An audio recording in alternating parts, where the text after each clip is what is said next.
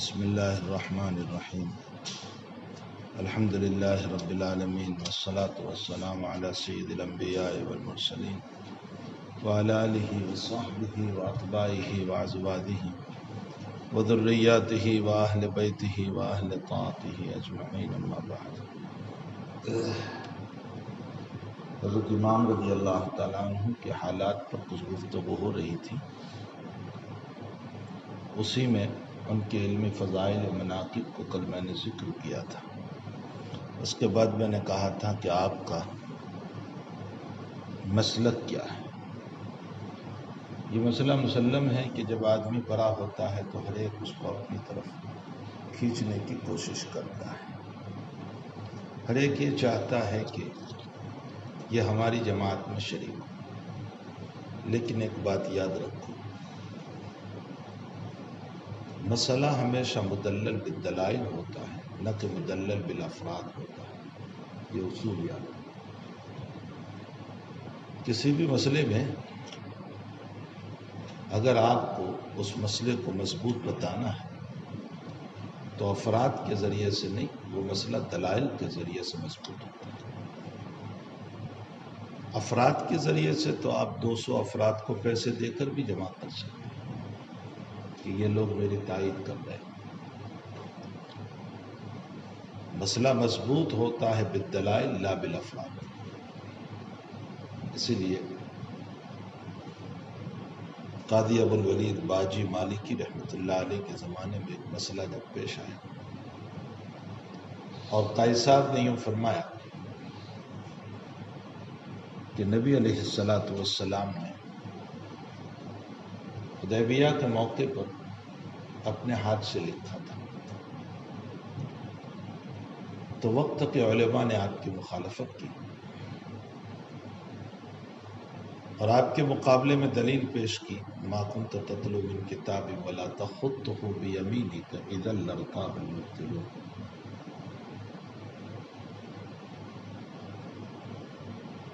آپ نے کسی کتاب کو نہیں پڑھا، ولا تخطه بیمینک، اور نہ آپ نے اپنے ہاتھوں سے کچھ لکھا۔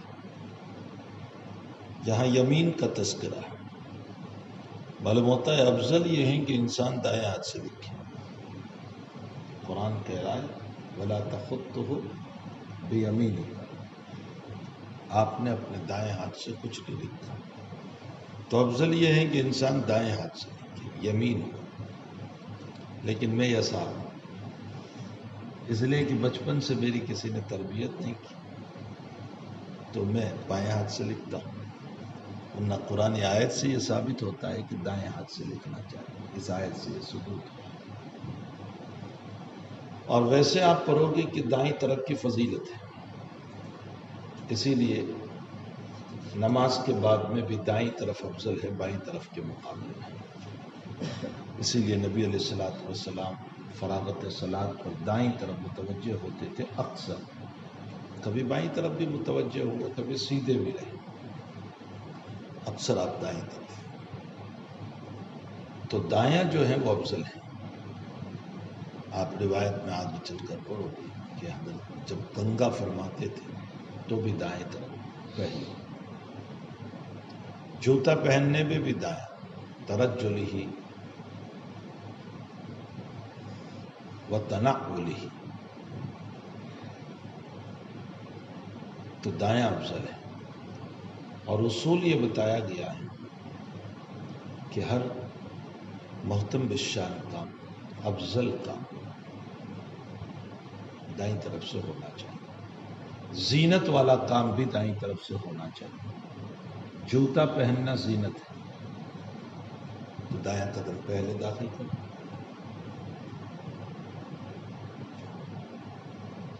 اور جوتا نکالنا ترک زینت ہے تو بایاں قدم پہلے نکالو۔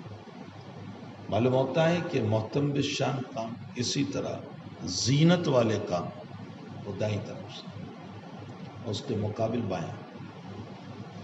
اسی لیے مسجد میں داخل ہونا محتم بالشان ہے تو دائیں، وہاں زینت نہیں کہی، تو سمجھ میں بھی آ رہا ہے، وہاں یہ تقریر نہیں ہوگی کہ مسجد میں داخل ہونا زینت ہے اس لیے دائیں قدم داخل کرو۔ وہاں یہ ہے کہ وہ محتم بالشان ہے، اس لیے دایاں، اور مسجد سے نکل کر دنیا کی طرف جانا یہ مسجد کے مقابلے میں غیر محتم بالشان، دنیا یقیناً مسجد کے مقابلے میں، اس لیے وہاں بایاں قدم نکالیں گے۔ لیکن پھر مسئلہ آ جائے گا کہ بایاں قدم نکالا ہے لیکن جوتا پہننا ہے اور جوتے میں دایاں قدم، اس لیے کہ زینت ہے، تو بایاں قدم مسجد سے نکال دو، سنت پر عمل ہو گیا، اور اس کے بعد دایاں قدم پہنو، یہ دوسری سنت پر عمل ہو گیا، تو دونوں سنتیں جمع ہو گئی، تو سمجھ میں بھی آ رہا ہے۔ تو صرف زینت کا مسئلہ نہیں، ہر محتم بالشان اور زینت کا کام جو ہے وہ دائیں طرف سے اور اس کے خلاف بائیں طرف سے۔ یہاں سے معلوم ہوا کہ تسبیح پڑھنا جو ہے محتم بالشان، تو اب دائیں ہاتھ سے پڑھنا چاہیے، نہ کہ بائیں ہاتھ سے، جیسے لوگ اس سے بھی پڑھتے ہیں اس سے بھی پڑھتے ہیں، یہ خلاف سنت ہے، تو سمجھ میں بھی آ رہا۔ تسبیح جو ہے وہ محتم بالشان، تو اس کو صرف گنتی دائیں ہاتھ ہی سے ہونی چاہیے، بائیں ہاتھ سے نہیں، اس لیے کہ یہ اہتمام کے خلاف ہے، یہ محتم بالشان کے خلاف ہے۔ لیکن عمومی طور پر والناس عنہ غافلون، عوام تو عوام، علماء کا بھی یہ حال ہے کہ بائیں ہاتھ سے گننے لگ جاتے ہیں۔ اگر گناہ نہیں ہے لیکن افضلیت کے خلاف ہے۔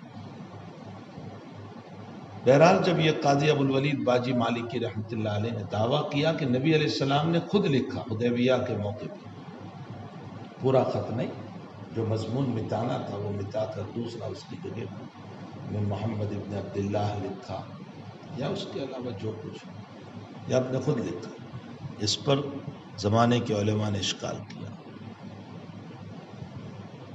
ما کنت تتلو من کتاب ولا تخطه بیمینک، اور اگر آپ لکھتے پڑھتے ہو جائیں گے اذا لارتاب المبطلون، تو لوگوں کو شک ہو جائے گا کہ قرآن آپ ہی کا بنایا ہوا ہے۔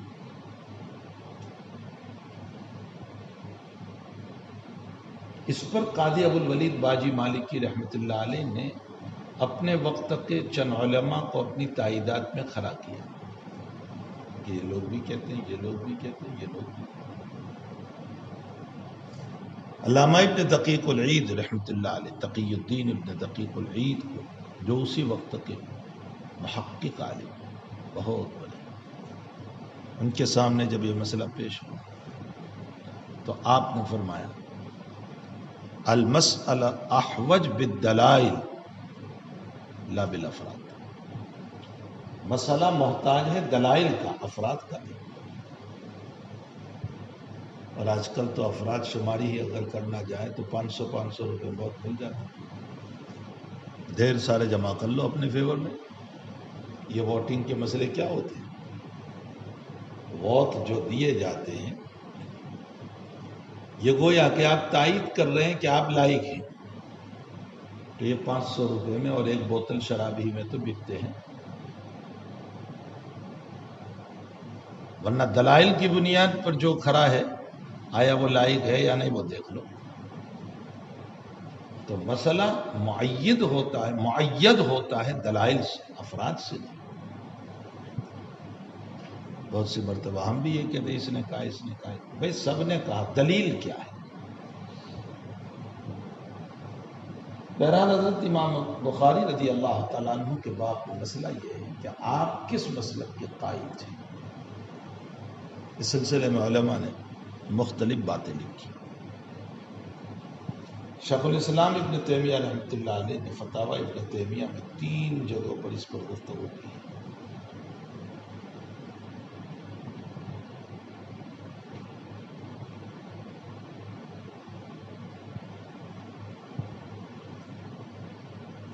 سائل کے سوال پر آپ فرماتے ہیں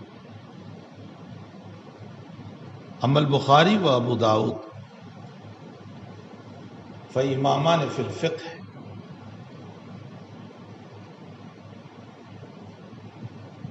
من اہل الاجتہاد، امام بخاری اور امام ابو داؤد رحمۃ اللہ علیہ امام فقہ اور مجتہد ہے۔ اس کا مطلب یہ نکلا کہ شیخ الاسلام ابن تیمیہ رحمۃ اللہ علیہ کے نزدیک امام بخاری رضی اللہ تعالیٰ عنہ امام مجتہد ہے،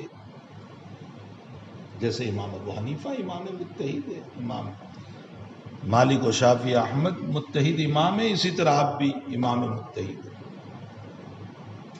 اسی قول کو علامہ انور شاہ صاحب کشمیری رحمۃ اللہ علیہ نے بھی پسند فرمایا، آپ بھی اسی بات کے قائل ہیں۔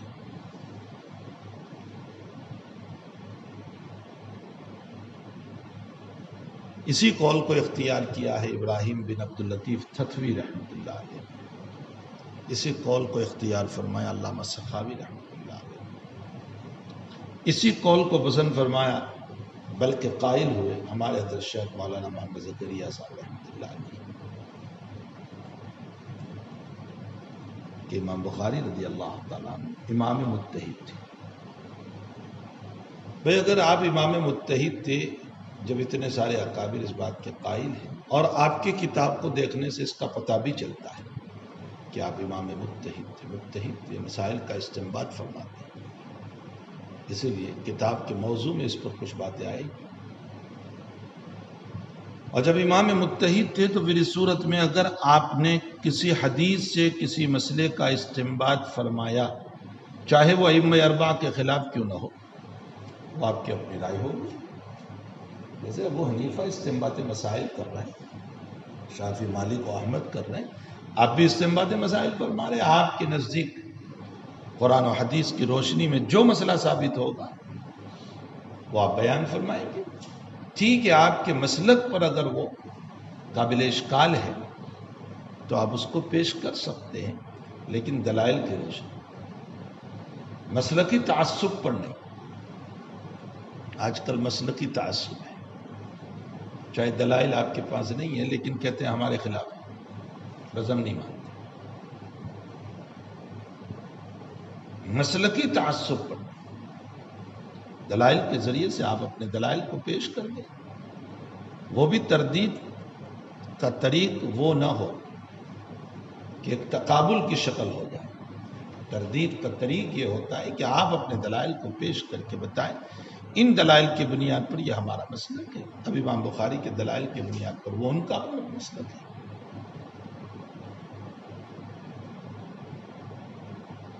مفتی محمد شفیع صاحب رحمۃ اللہ علیہ فرمایا کرتے تھے،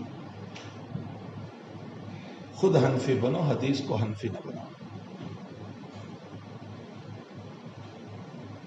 حدیث کے تابع رہو۔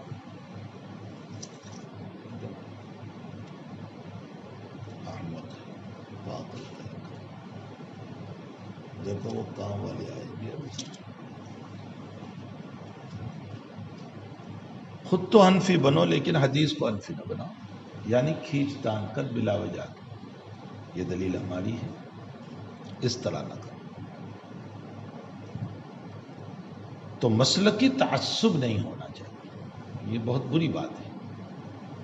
بہرحال شیخ الاسلام ابن تیمیہ کے نزدیک امام بخاری رضی اللہ تعالیٰ عنہ کا مسلک یہ امام مجتہد ہے، یہی آپ کی رائے امام ابو داؤد رحمۃ اللہ علیہ کے باب میں بھی ہے، لیکن بخاری کے باب میں سخاوی کی رائے بھی یہی ہے،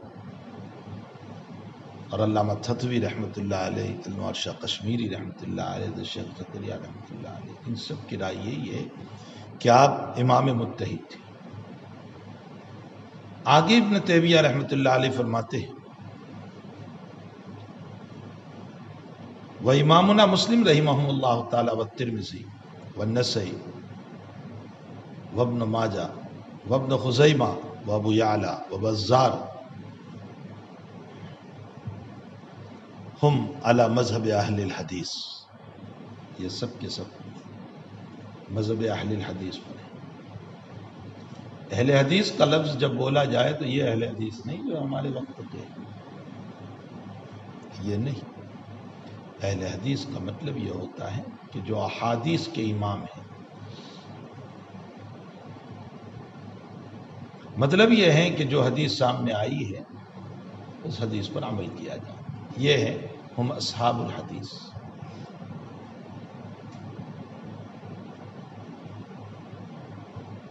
لیکن پھر مجتہد کی دو قسمیں ہیں، ایک مجتہد وہ ہوتا ہے جو قائل بالقیاس والرائے، اور ایک مجتہد وہ ہوتا ہے جو قیاس کا قائل نہیں ہوتا۔ امام ابو حنیفہ رحمۃ اللہ علیہ، امام شافعی رحمۃ اللہ علیہ، امام احمد بن حنبل قیاس کے قائل ہیں۔ امام بخاری قیاس کے قائل ہے یا نہیں، اس بات میں اختلاف ہے۔ بہت سارے اکابر کی رائے یہ ہیں کہ امام بخاری قیاس کے قائل ہیں۔ یہی حافظ نے بھی لکھا ہے، علامہ عینی نے بھی لکھا ہے، سیوطی رحمۃ اللہ علیہ نے بھی لکھا ہے، اور بہت سارے اکابر نے کہ آپ قیاس کے قائل ہیں۔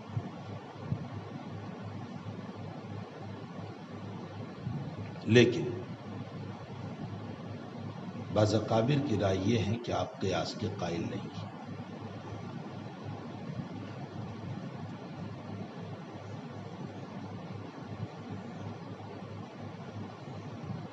یہی بات احمد ابن نصر داؤدی رحمۃ اللہ علیہ نے فرمایا۔ یہ جو آپ بار بار نام بولتے ہیں نا، علامہ داؤدی، یہ ان کا نام ہے، احمد ابن نصر داؤدی، کہ امام بخاری رحمۃ اللہ علیہ قیاس کے قائل نہیں ہے۔ یہی رائے قرن منصرم کے امام فی زماننا علامہ انور شاہ صاحب کشمیری رحمۃ اللہ علیہ کی بھی، کہ آپ قیاس کے قائل نہیں۔ اب یہ کہ قیاس کے قائل نہیں تو پھر مسئلہ ثابت کیسے کریں گے جہاں قرآن و حدیث سے دلیل نہ ملے؟ تو یہ ایک مستقل بحث ہے جو امام بخاری رضی اللہ تعالیٰ عنہ خاص طور پر ادلہ اربع پر گفتگو کریں گے۔ کتاب الاعتصام بالکتاب والسنہ، یہ مستقل کتاب قائم فرمائی ہے بخاری کے اخیر میں۔ کتاب الاعتصام، اعتصام کا معنی مضبوط پکڑنا قرآن اور حدیث کا۔ وَاعْتَصِمُوا بِحَبْلِ اللَّهِ جَمِيعًا، یہ کتاب الاعتصام میں آپ نے اصول پر گفتگو فرمائی۔ اسی میں پہلے کتاب اللہ کو لائے، پھر سنت رسول اللہ کو لائے، پھر اجماع کو لائے، امر کو لائے، نہیں کو لائے، جو استنباط مسائل کے طرق ہیں، دلالت النص، عبارت النص، اقتضاء النص، ان سب کو بھی ذکر فرمایا۔ وہاں یہ بحث آئے گی کہ جب آپ قیاس کے قائل نہیں ہیں تو پھر مسئلہ کیسے ثابت کریں گے؟ جو لوگ قیاس کے قائل ہیں وہ تو غیر منصوص مسئلے کو منصوص مسئلے پر قیاس کر لیتے ہیں، قِسِ النعل بالنعل، علت جامعہ کی بنیاد پر کہ وہاں یہ علت ہے، یہاں بھی یہ علت ہے، اس لیے وہ حرام تو یہ بھی حرام، وہ حلال تو یہ بھی حلال۔ لیکن آپ جب قیاس کے قائل نہیں ہیں تو پھر آپ کیسے مسئلہ ثابت کریں گے؟ اجمالی طور پر سمجھ لو، آپ مسئلے کو ثابت فرمائیں گے دلائل سے۔ دلائل کا معنی عبارت، اشارت، دلالت، اقتضاء، اس سے مسئلے کو ثابت کریں گے۔ بہرحال یہ کتاب الاعتصام میں مسئلہ آئے گا تو بہت سارے اکابر کی رائے یہ ہیں کہ آپ قیاس کے قائل ہیں، لیکن علامہ داؤدی رحمۃ اللہ علیہ، انور شاہ صاحب اور ہمارے حضرت کی بھی یہی رائے ہے کہ آپ قیاس کے قائل نہیں ہیں، بلکہ مستقل باب آپ نے قائم فرمایا، باب ذم الرائے، قیاس کی برائی، اور اس میں ثابت کیا کہ حضرات صحابہ قیاس نہیں کرتے تھے۔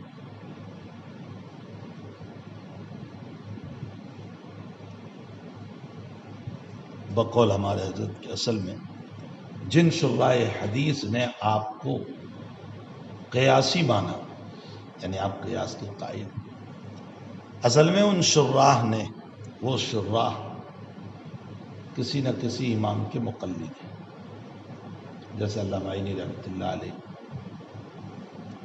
حنفی مسلک، حافظ ابن حجر شافعی مسلک، سیوطی شافعی مسلک، تو یہ سب کے سب مقلد ہیں، اور انہوں نے تقلید کا چشمہ پہنا ہے، تو جیسا چشمہ پہنو گے ویسا نظر آئے گا، سیدھی سی بات ہے۔ تو ان لوگوں نے تقلیدی چشمہ پہن رکھا ہے، اس لیے ان کو یہ نظر آیا کہ جیسے ہم قیاس کے قائل ہیں، بخاری بھی قائل ہے، ورنہ آپ کے ابواب پر اگر غور کیا جائے تو شیخ کہتے ہیں آپ قیاس کے قائل نہیں ہیں۔ بہرحال ابن تیمیہ کے قول پر آپ متحد ضرور ہیں، لیکن قیاس کے قائل نہیں۔ یہ تو ابن تیمیہ رحمۃ اللہ علیہ وغیرہ کی رائے ہے۔ باقی آپ کے باب میں اچھا آپ متحد ہیں، اس کے دلائل اور بھی ہیں۔ مثلا یہ کہ آپ کو سید الفقہاء کہا گیا، آپ کو افقہ خلق اللہ کہا گیا، اللہ کے مخلوق میں سب سے افقہ۔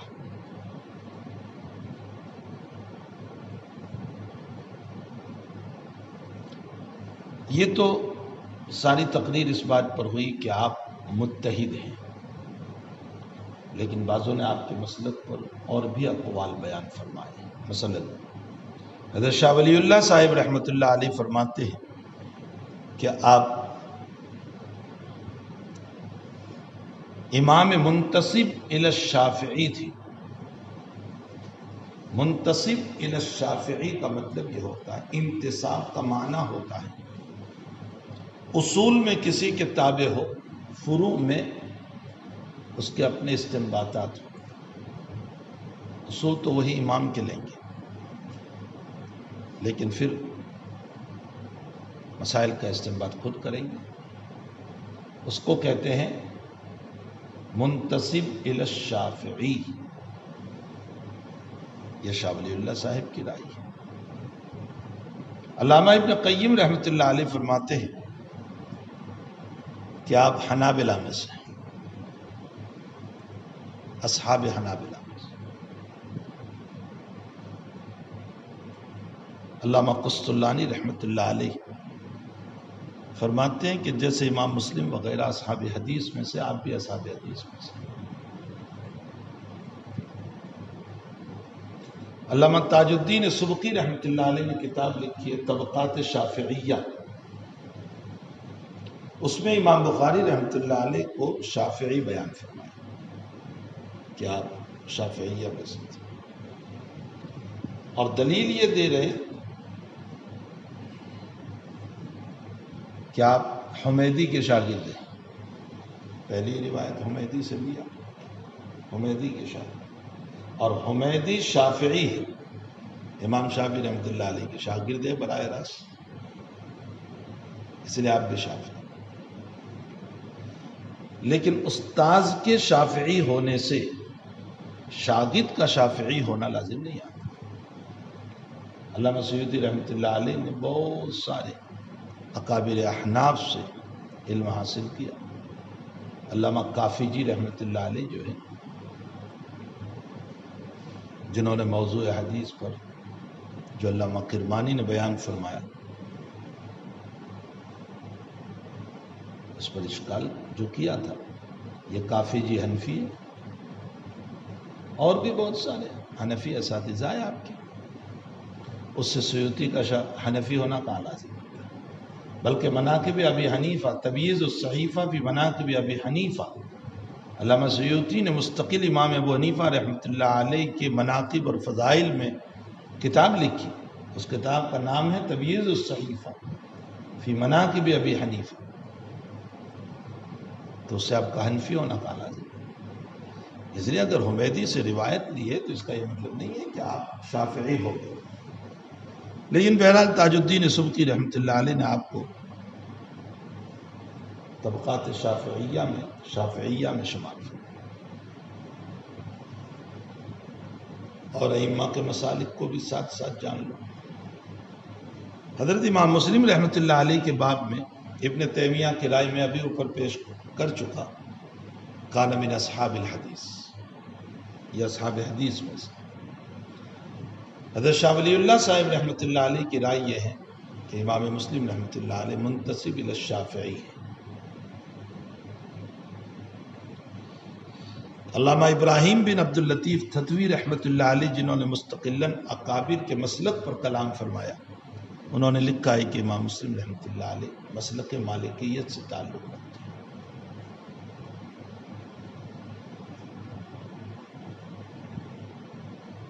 علامہ ابن ابی یعلا خلیلی رحمۃ اللہ علیہ فرماتے ہیں کہ آپ طبقہ حنابلہ سے تعلق رکھتے ہیں۔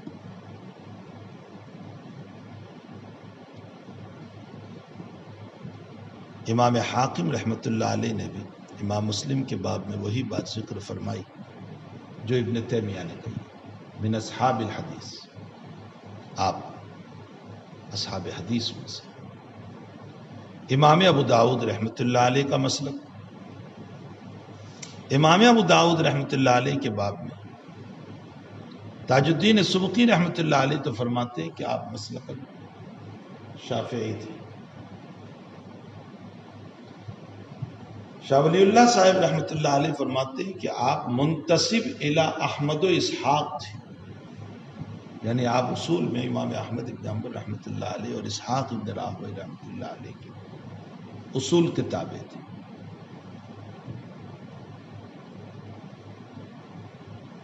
شیخ الاسلام ابن تیمیہ رحمۃ اللہ علیہ نے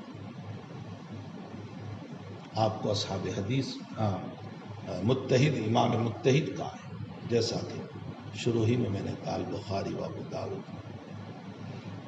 امامان متحدان، متحد تھے۔ ہمارے تو شاہ صاحب رحمۃ اللہ علیہ کی رائے بھی یہی ہے کہ آپ مسلک حنابلہ سے تعلق، بلکہ ہمارے حضرت شیخ رحمۃ اللہ علیہ تو فرماتے تھے کہ کتر حنبلی تھے، یعنی مسلک حنابلہ میں بہت ہی زیادہ سخت تھے، اور یہ ان کے ابواب سے پتہ چلتا ہے۔ امام ترمذی رحمۃ اللہ علیہ، علامہ انور شاہ صاحب کشمیری رحمۃ اللہ علیہ فرماتے ہیں کہ آپ مسلکاً شافعی تھے۔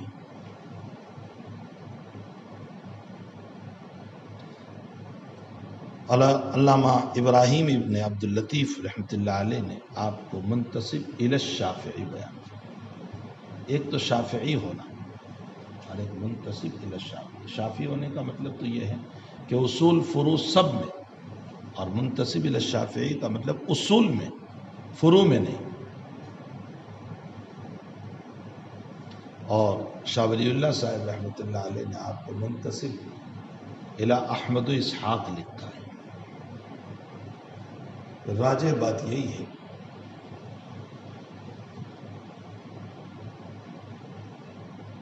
کہ آپ شافعی تھے۔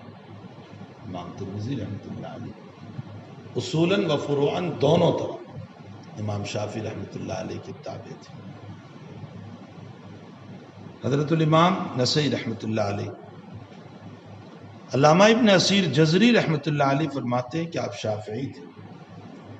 علامہ انور شاہ صاحب کشمیری رحمۃ اللہ علیہ فرماتے ہیں کہ آپ حنبلی تھے، اور شیخ الاسلام ابن تیمیہ رحمۃ اللہ علیہ نے آپ کو اصحاب حدیث میں سے لکھا، جیسا کہ میں شروع ہی میں بیان کر چکا۔ مسلم، ترمذی، نسائی، ابن ماجہ، بزار، ابو یعلا وغیرہ سب کے سب اصحاب حدیث میں سے۔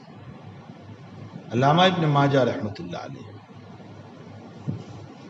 علامہ انور شاہ صاحب کشمیری رحمۃ اللہ علیہ فرماتے ہیں کہ آپ شافعی تھے، اور شاہ ولی اللہ صاحب رحمۃ اللہ علیہ فرماتے ہیں کہ منتسب الی احمد و اسحاق تھے، اور شیخ الاسلام ابن تیمیہ رحمۃ اللہ علیہ نے آپ کو اصحاب حدیث میں سے لکھا۔ یہ صحاح ستہ کے مصنفین و مؤلفین سے متعلق مسلکی گفتگو تھی۔ ابتلاعات بخاری، امام بخاری رحمۃ اللہ علیہ کی ابتلاعات۔ یہ بات مسلم ہے کہ انسان جتنا بڑا ہوتا ہے اس کے مخالفین بھی اتنے ہی ہوتے ہیں۔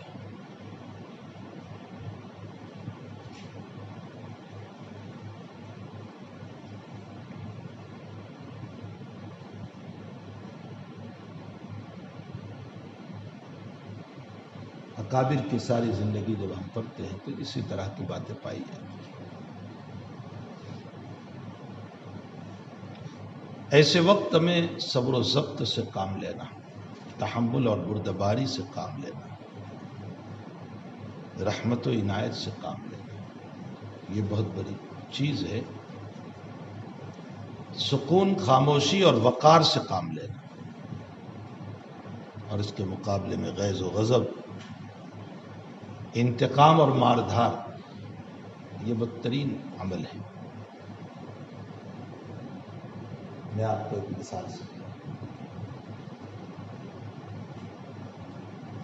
کہ آپ کے ہاتھ میں چائے کا کپ تھا اور اچانک ایک آدمی کا ہاتھ لگا اور چائے نیچے گر گئی. آپ سے پوچھا جائے کہ چائے کیسے گری تو آپ یہ کہو گے کہ اس کے ہاتھ لگنے سے، اس کے دھکے کی وجہ سے چائے نیچے گر گئی. حقیقت یہ ہے کہ اس نے آپ کے ہاتھ میں ہاتھ ضرور مارا، لیکن ایسے موقع پر آپ کے ہاتھ میں جو پیالی ہے، اس پیالی کے اندر سے جو چیز گری ہے، یہ گرنے والی چیز آپ کے ہاتھوں سے گری ہے. سبب وہ بنا ہے لیکن آپ کے ہاتھوں سے وہ گری. بہت ممکن تھا کہ آپ مضبوطی سے پکڑتے تو نہ گرتی، یہ بھی ممکن تھا. بہت سی مرتبہ نہیں بھی گرتی ہے، باوجود ہے کہ کسی کا ہاتھ لگا لیکن آپ نے مضبوطی سے پکڑا ہے تو نہیں گرتی. جب یہ مثال سمجھ میں آئے تو سمجھیں. پیالی میں سے وہی چیز باہر آئے گی جو اندر میں ہے. ایسے موقع پر ایک تو یہ ہے کہ آپ صبر و شکر، رجوع اللہ، خاموشی وغیرہ کو اختیار کریں. اور ایک یہ ہے کہ غیظ و غضب اور انتقام،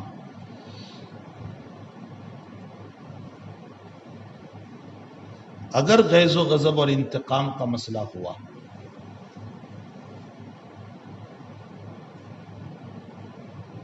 تو اس سے بجائے اس کے کہ آپ کا علم اور آباد ہو، ضائع ہوگا. جب یہ مثال سمجھ میں آ گئی تو پھر امام بخاری رضی اللہ تعالیٰ عنہ کی زندگی دیکھیں. آپ کے ابتلاءات و امتحانات، لیکن بجائے اس کے کہ آپ غیظ و غضب اور انتقام کے مسائل کھڑے کرتے، آپ نے صبر و تحمل، سکوت اور خاموشی کو اختیار فرمایا، جس کی وجہ سے آپ کا علم امت میں تابندہ رہا. آپ کا علم صرف اس بنیاد پر تابندہ نہیں رہا کہ آپ نے صحیح حدیثوں کو جمع کیا. اس میں صرف صحیح حدیثوں کو جمع کر، صحیح حدیثیں تو بہت سارے لوگ جمع کر لیتے ہیں. صحیح حدیثوں کو جمع کر لینا یا آپ کے علوم کے باقی رہنے کی دلیل نہیں ہے. اس کے ساتھ ساتھ آپ کے اخلاق اور تقوی کی وہ بنیاد ہے جس کی بنیاد پر اللہ نے آپ کو تابندہ اور پائندہ رکھا. تو سمجھ میں بھی آیا. صحیح حدیث تو بہت سارے لوگ جمع کرتے ہیں. یہ ضرور ہے کہ آپ نے اس کتاب میں بڑی محنت فرمائی، لیکن اس محنت کے ساتھ اس محنت میں تقوی اور ورع، یہ بہت بڑا دخل ہے.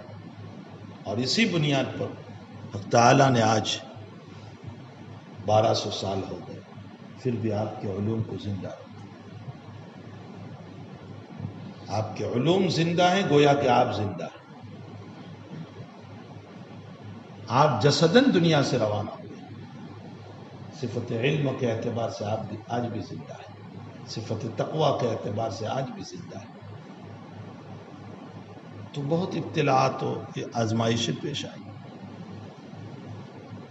ایک تو میں 2 مرتبہ آپ کو نقل کر چکا کہ 10 علماء نے آ کر آپ کو یہ حاسد نہیں، بڑے شخص حاشد بن اسماعیل جو آپ کے ساتھیوں میں سے، انہوں نے نقل کیا ہے کہ 100 غلط روایتیں آپ کے سامنے. یہ صرف حسد کی بنیاد پر تھا. یہ ایک بہت بڑا ابتلاء تھا آپ کے لیے، بہت بڑی آزمائش تھی. ایک ابتلاء یہ بھی پیش آیا کہ خلق ایمان کا مسئلہ چلا. ایمان مخلوق ہے یا غیر مخلوق؟ امام بخاری رضی اللہ تعالیٰ عنہ ایمان کے غیر مخلوق ہونے کے قائل ہیں کہ ایمان مخلوق نہیں.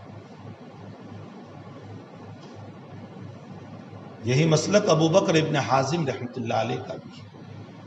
یہی مسلک علامہ فضلق رازی رحمۃ اللہ علیہ کا بھی ہے کہ ایمان مخلوق نہیں. لیکن اس کے مقابلے میں علامہ ابو حفص کبیر الحنفی، علامہ محمد بن اسماعیل اسماعیلی وغیرہ لوگوں کی رائے یہ ہے کہ ایمان مخلوق ہے. یہی جو ایمان ہے ہمارا یہ مخلوق ہے. امام احمد ابن حنبل رحمۃ اللہ علیہ فرماتے ہیں دونوں غلط. من قال ان الایمان غیر مخلوق غلط، ومن قال ان الایمان مخلوق غلط. دونوں غلط. جنہوں نے ایمان کو مخلوق کہا، ایمان مخلوق ہے، فقط کفر، اس نے کفر. ومن قال ایمان غیر مخلوق فہو مبتدع، وہ بدعتی ہے. امام احمد ابن حنبل رحمۃ اللہ علیہ فرماتے ہیں کہ اصل مسئلہ اس میں یہ ہے کہ اگر لا الہ الا اللہ محمد الرسول اللہ کو دیکھا جائے، یعنی ان کلمات کو، تو یہ الفاظ قرآنیہ ہیں. اگر اس کو ایمان کہا جائے اور قرآن غیر مخلوق، تو پھر یہ کلمات ایمان بھی غیر مخلوق. اور جنہوں نے اس کو مخلوق کہا، اس نے صفت خداوندی کلام کو مخلوق کہا، فقط کفر. اور اگر ایمان سے مطلب تصدیق لی جائے، الایمان والتصدیق بالقلب والاقرار باللسان والاعمال بالجوارح، ایمان نام ہے دل سے تصدیق کا، زبان سے اقرار کا، تو یہ بندے کے افعال ہیں. بندہ دل سے تصدیق کرتا ہے، بندہ زبان سے بولتا ہے، بندہ اپنے عمل سے اس کا اظہار کرتا ہے. اور بندہ مخلوق ہے تو ایمان تصدیقی یہ مخلوق ہوا. تو نسبت الی العبد یہ مخلوق ہے، اور نسبت الی صفت اللہ تعالی یہ غیر مخلوق ہے. حضرت امام رضی اللہ تعالیٰ نے جب اس کو غیر مخلوق کہا، غالب گمان یہی تھا کہ آپ نے اس کو جو غیر مخلوق کہا وہ کلمات کے اعتبار سے کہا ہوگا. لیکن اس پر اتنا بڑا ابتلا آپ کے لیے پیش آیا کہ آپ کے خلاف ایک بہت بڑا جم غفیر کھڑا ہو گیا.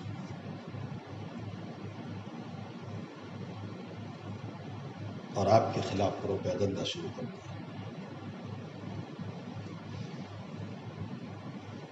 گویا آپ کے یہ ابتلاعات علمیہ تھے، جو بڑے حالات سے آپ گزر رہے تھے. ایک مسئلہ آپ کے خلاف یہ بھی پیش آیا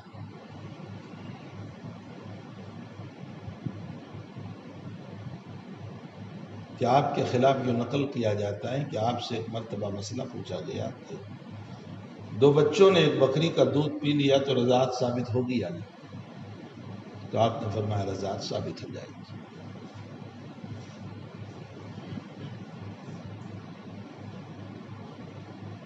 اور یہ واقعہ کتب احناف میں موجود ہے. صاحب عنایہ، صاحب کفایہ، صاحب بحر الرائق، حتیٰ کہ علامہ ابن حمام جیسا محقق فتح القدیر اس واقعے کو نقل کرتا ہے کہ امام بخاری سے مسئلہ پوچھا گیا تو آپ نے یہ فرمایا کہ رضاعت ثابت ہو جائے گی. مطلب وہ دونوں رضائی بھائی ہو گئے.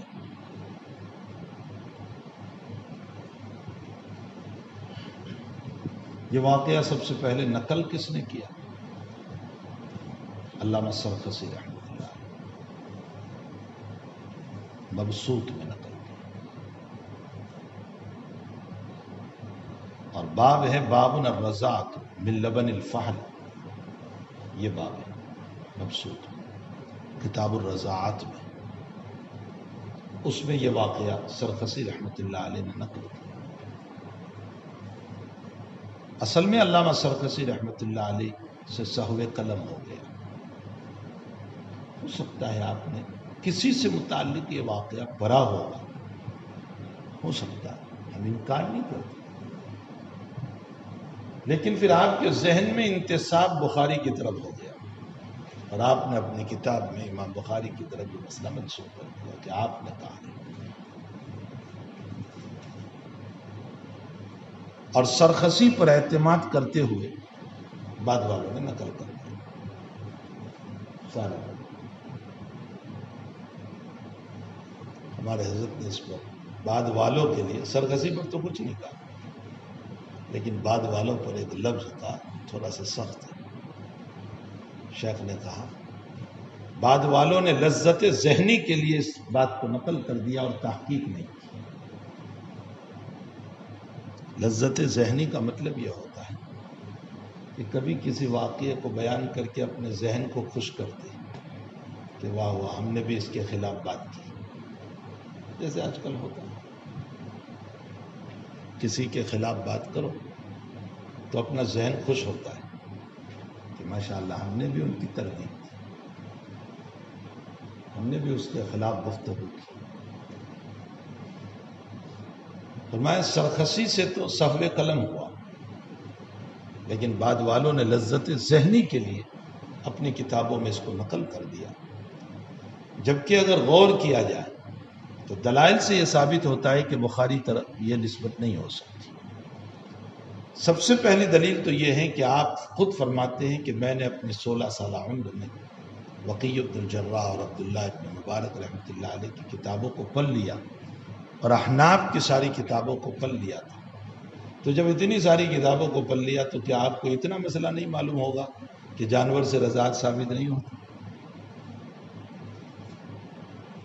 پھر آپ نے اتنی ساری کتابوں کو پڑھ لیا تو اس میں نص قطعی ہے وَأُمَّهَاتُكُمُ اللَّاتِي يَرْضَعْنَكُمْ، تمہاری وہ مائیں حرام ہیں جس نے تم کو دودھ پلایا۔ وَأُمَّهَاتُكُمُ اللَّاتِي، لفظ امہات خود دلالت کر رہا ہے کہ اپنی ماں مراد ہے، دودھ پلانے والی، جانور مراد نہیں، صریح نص ہے۔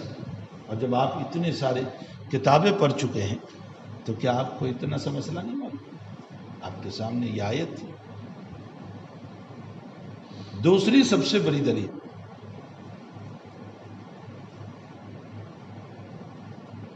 کہ آپ کے مخالفین کا دور دورہ تھا،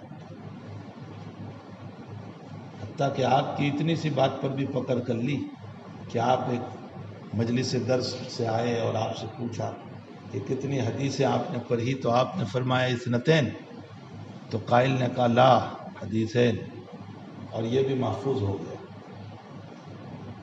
کہ آپ نے اثنتین بولا تو آپ کو غلط بتا کر کہ حدیثین کہا۔ جب اتنی سی بات اثنتین کی مخالفین نے نقل کر کے وہ ابھی تک محفوظ ہے تو اتنا بڑا واقعہ تھا، آپ کے زمانے کے مخالفین سے کیوں ثابت نہیں؟ سب سے بڑا اشکال ہے اس پر۔ اتنے سارے واقعات مخالفین نے آپ کے ذکر فرمائے، یہ کیوں ثابت نہیں کہ آپ کے زمانے کے مخالفین نے اس کو کیوں پیش نہیں کیا؟ نمبر 3،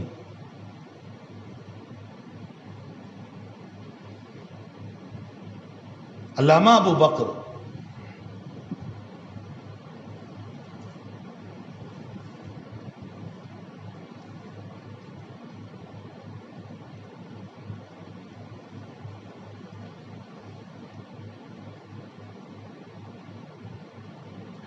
جو ائمۃ الخلافیات کہے جاتے ہیں، ائمۃ الخلافیات کا معنی جنہوں نے ان مسائل کو جمع کیا جن مسائل میں اختلاف ہے۔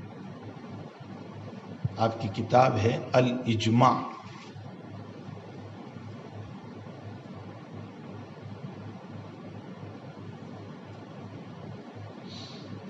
ابو بکر ابن منذر رحمۃ اللہ علیہ۔ آپ باب الرضاعت میں اس مسئلے پر گفتگو کرتے ہوئے لکھتے ہیں وَتَثْبُتُ الرَّضَاعَةُ من الانسان لا من الحیوان وهذا متفق علیہ لیس الخلاف بین اہل السنت والجماعہ۔ ابو بکر ابن منذر رحمۃ اللہ علیہ الاجماع میں لکھتے ہیں کہ یہ بات ثابت ہے کہ رضاعت ثابت ہوتی ہے انسان سے، حیوان سے نہیں، اور یہ اہل سنت والجماعت میں متفق علیہ مسئلہ ہے، اس میں کسی ایک کا بھی اختلاف نہیں۔ آپ الاجماع میں کسی کا بھی اختلاف ہوتا ہے اس مسئلے میں تو اس کو نقل کرتے ہیں کہ یہ مسئلہ ہے، اس میں ابو حنیفہ کا اختلاف یا شافعی کا اختلاف یا مالک کا اختلاف ہے یا احمد کا اختلاف ہے۔ اس مسئلے میں آپ کو فرمایا متفق علیہ، کسی کا اختلاف نہیں ہے۔ اگر بخاری کا اختلاف ہوتا کہ آپ ثبوت رضاعت من الحیوان کے قائل تھے تو پھر ابو بکر ابن منذر رحمۃ اللہ علیہ نے اتفاق کیسے لکھا؟ حقیقت یہ ہے کہ کبھی کبھی ایسا ہوتا ہے کہ بعض مرتبہ بروں سے ایک بات چل پڑتی ہے اور بعد والے اس کو نقل کرتے ہیں، بروں کے اوپر اعتماد کرتے ہیں۔ میں حضرت کی وہ تقریر تو نہیں کرتا، لذت ذہنی کی، میں اپنی تقریر کرتا ہوں کہ کبھی بروں سے ایک بات چل پڑتی ہے اور چھوٹے لوگ ان پر اعتماد کر کے اس بات کو لے لیتے ہیں اور پھر تحقیق کی طرف اس لیے نہیں جاتے کہ بھئی بروں پر اعتماد ہوتا ہے، سرخسی پر اعتماد تھا اس لیے بعد والوں نے نقل کر دیا۔ جیسے ہوتا ہے ایک استاذ پر آپ کو اعتماد ہے اور انہوں نے کوئی بات بیان کی تو آپ کیا کرو گے؟ اس کو بیان کرو گے۔ کیوں؟ اب آپ تحقیق کیوں نہیں کرو گے؟ بھئی استاد جھوٹ تھوڑے ہی بولے گا، یقیناً اس نے تحقیق کر کے یہ بات کہی ہوگی۔ تو کبھی ایسا ہوتا ہے، اسی قبیل سے یہ واقعہ پیش آ گیا۔ آپ کی ابتلا و امتحان کا بہت بڑا واقعہ، ویسے تو اور بھی واقعات ہیں، آپ کی زندگی کا جو بہت بڑا واقعہ کہ آپ کو نیشاپور سے دعوت ملی کہ آپ ہمارے وہاں تشریف لائیں اور علم حدیث کے دروس قائم کریں۔ بہت اصرار ہوا تو حضرت تشریف لے گئے۔ آپ کا بہت پرتپاک استقبال ہوا، بہت شاندار استقبال ہوا۔ 4000 تو گھوڑے سوار تھے، اس کے علاوہ لوگ کھچروں پر سوار تھے اور خود بادشاہ وقت استقبال کے لیے نکلا ہوا ہے، اور کبار محدثین بھی آپ کے استقبال، 10,000 سے زائد کا مجمع تھا آپ کے استقبال کے لیے۔ اور آپ دار البخاریین میں تشریف فرما ہوئے۔ دار البخاریین کا مطلب یہ ہوتا ہے جیسے ہمارے وہاں اپنے مسافر خانے ہوتے ہیں، بھئی یہ بروز ضلع والوں کا مسافر خانہ، یہ سورت ضلع والوں کا، پھر سورت ضلع والوں میں کاپودرا والوں کا مسافر خانہ، اور یہ جو ہے دوسروں کا مسافر خانہ، تو یہ اپنے اپنے مسافر خانے ہوتے ہیں۔ اسی طرح دار الخلافیین جو ہیں، دار البخاریین جو ہیں، یہ بخارا کے لوگوں نے ایک عمارت بنائی تھی، اور حضرت چونکہ بخارا کے تھے اس لیے آپ اسی میں تشریف فرما ہوئے۔ نیشاپور میں اس وقت ایک محدث جلیل تھے، علامہ محمد ابن یحییٰ ابن عبداللہ ابن خالد الزہلی رحمۃ اللہ علیہ، جن کا بلا غلغلہ تھا نیشاپور میں۔ جب حضرت تشریف لائے تو اس موقع پر علامہ زہلی رحمۃ اللہ علیہ نے فرمایا کہ لوگوں کی اجازت طلب کرنے پر کہ ضرور جائیں بخاری کے پاس، لیکن مسئلہ عقائد پر ان سے گفتگو نہ کریں۔ بہت ممکن ہے علامہ زہلی رحمۃ اللہ علیہ کو پہلے سے کچھ علم ہوگا، اس لیے فرمائیں مسائل عقائد پر ان سے گفتگو نہ کریں، باقی اخذ احادیث کریں، کوئی حرج نہیں۔ الانسان حریص فیما منع، جس سے روکا جاتا ہے انسان جان بوجھ کر کرتا ہے، اسی لیے کسی کو روکنا ہو تو اس بات میں کہو تو ہی نفی میں وہ کام کرے گا، اور اگر آپ نے نفی میں کہا تو وہ اس بات میں کرے گا۔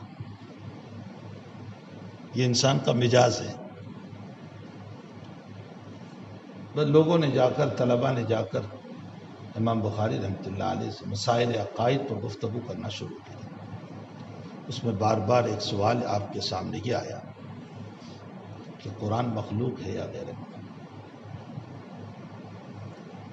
چونکہ علامہ زوہلی جو ہے مسلک حنبلیت سے تعلق رکھتے تھے، اور امام احمد ابن حنبل رحمۃ اللہ علیہ کا اس سے پہلے جو ابتلا ہو چکا تھا، اور جس میں آپ نے قرآن کے غیر مخلوق ہونے کو ثابت فرمایا تھا، لیکن کون سا قرآن؟ جو لوح محفوظ میں ہے، یہ نہیں، یہ تو بندے کا عمل ہے، بندے نے لکھا ہے، اسی لیے تو پھٹ بھی جاتا ہے، بوسیدہ بھی ہو جاتا ہے، جل بھی جاتا ہے۔ اس کے ضمن میں جو کلام ربانی ہے جو لوح محفوظ میں، وہ ہے کلام نفسی، وہ ہے صفت ربانی، وہ غیر مخلوق ہے، اس لیے کہ وہ اللہ کی صفت ہے، اور اللہ مخلوق نہیں تو اس کی صفت بھی مخلوق ہے۔ باقی بندے نے جو لکھا ہے، بندہ مخلوق ہے، یہ بھی مخلوق ہے۔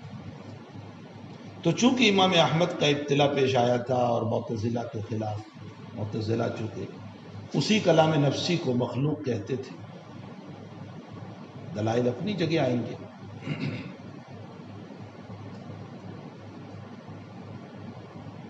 امام احمد نے اس کلام نفسی کو، کلام ربانی کو غیر مخلوق ثابت کیا، اور اس میں آپ کو جیل میں جانا پڑا۔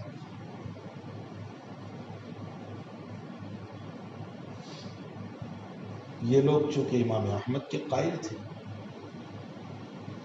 امام بخاری سے بار بار سوال ہوتا،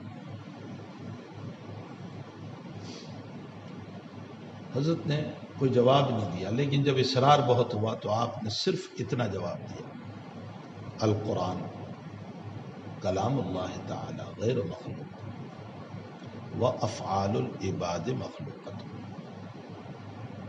یہ وہی جواب ہے جو میں نے ابھی آپ کو سمجھایا۔ کلام نفسی یہ اللہ کا کلام ہے، غیر مخلوق، وافعال العباد مخلوقۃ، بندوں کے افعال مخلوق ہے، تو بندوں کا یہ لکھا ہوا قرآن جو ہے، اس کو تم صفت ربانی نہیں کہہ سکتے۔ فرق سمجھ میں آیا؟ دستور یہ ہے کہ جب کوئی بات بیان کرتا ہے تو بعض لوگوں کی عادت ہوتی ہے کہ مکمل بات نقل نہیں کرتے، بلکہ کاٹ چھانٹ کر بیان کرتے، جیسے آج کل تو عام ہو گیا ہے میڈیا کیا ویسے بھی پوری بات کو نقل نہیں کریں گے، کچھ اوپر کا چھوڑ دیا، کچھ پیچھے کا چھوڑ دیا، بیچ کا جملہ جو موضع فتنہ ہو سکتا ہے اسی کو بیان کر دو، ہو رہا ہے۔ اسی لیے بخاری شریف میں ایک جگہ جہاں عصا اور نیزے کا مسئلہ آئے گا کہ نبی علیہ السلام اپنے ساتھ نیزہ رکھتے تھے۔ وہ نیزہ کیوں رکھتے تھے؟ اس لیے رکھتے تھے کہ جنگلوں میں جانا ہوتا تھا، موذی جانور مل جائیں تو اس کو مارنے کے کام آ جائے۔ استنجا کرنا ہو اور سخت زمین ہو تو ذرا سا کھدا کر لیں تاکہ پیشاب ہو سکے۔ دھیلے کی ضرورت پیش آ گئی تو نیزے سے دھیلا نکال لیں گے، استنجا میں دھیلے کی ضرورت پیش آ گئی۔ سترا بنانے کی ضرورت پیش آ جائے تو نیزے کو گال لیں گے، سترا بنا دیں گے۔ کبھی استنجا کے لیے پردے کی ضرورت پیش آ گئی تو ایک طرف نیزہ دھار دیا، اس کے ساتھ کپڑا باندھ دیا، دوسری طرف پکڑ لیا اور اس کے آڑ میں استنجا کر لو۔ یہ بہت ساری ضرورتوں میں نیزہ کام آتا تھا، اس لیے حضرت اپنے ہاتھ میں نیزہ رکھتے تھے، یہ بنیادی وجہ تھی۔ جب ہاتھ میں نیزہ رکھتے تھے تو جمعہ کے دن بھی حضرت منبر شریف پر نیزہ لے کر کھڑے ہو جاتے تھے۔ اس کا یہ مطلب نہیں ہے کہ اسپیشل وہاں عصا رکھا جائے اور پھر جمعہ ہی کو پکڑے اور آئے دن نہ پکڑے، یہ مسئلہ نہیں ہے۔ جیسے بزرگوں کے ہاتھ میں چھڑی ہوتی ہے، لکڑی ہوتی ہے جو ہر وقت رہتی ہے، تو اگر کبھی خطبہ کا موقع آ گیا تو وہی چھڑی لے کر کھڑے ہو گئے۔ اس لیے یہ جو موجودہ عصا کا نظام ہے یہ کوئی از قبیل سنت نہیں ہوا، تو سمجھ میں آئے، یہ از قبیل سنت نہیں ہے، یہ مباحات میں سے۔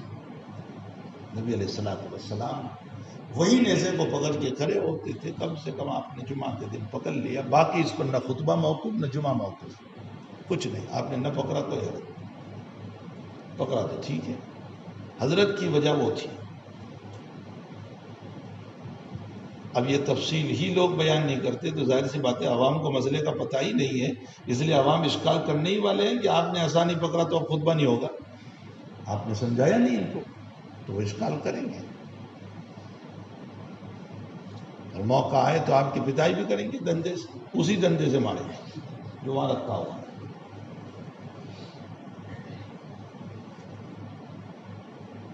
تو جہاں یہ مسئلہ آتا ہے وہاں حضرت شیخ رحمۃ اللہ علیہ ایک بات فرماتے ہیں, وہاں زکریا صاحب رحمۃ اللہ حضرت فرماتے ہیں عرس اپنی اصل کے اعتبار سے جائز تھا. اب آپ سر کھجاؤ کہ ہمارے سارے اکابر عرس کو بدعت کہتے ہیں. حضرت شیخ فرماتے ہیں کہ عرس اپنی اصل کے اعتبار سے جائز تھا. حضرت نے فوراً ایک جملہ فرمایا, میری پوری بات کو سنیو اور پھر باہر نقل کیجیو, صرف اتنی سی بات کو لے کر نہ جائیو کہ زکریا نے کہہ دیا کہ عرس جائز تھا, ورنہ مجھ پر بدعت ہونے کا فتویٰ لگے گا. یہ حضرت شیخ نے تنبیہ فرمایا, اس لیے کہ ناقلین کی عادت ہوتی ہے کہ آدھا نقل کرتے ہیں آدھا نقل نہیں کرتے, جس سے فتنہ ہوتا ہے.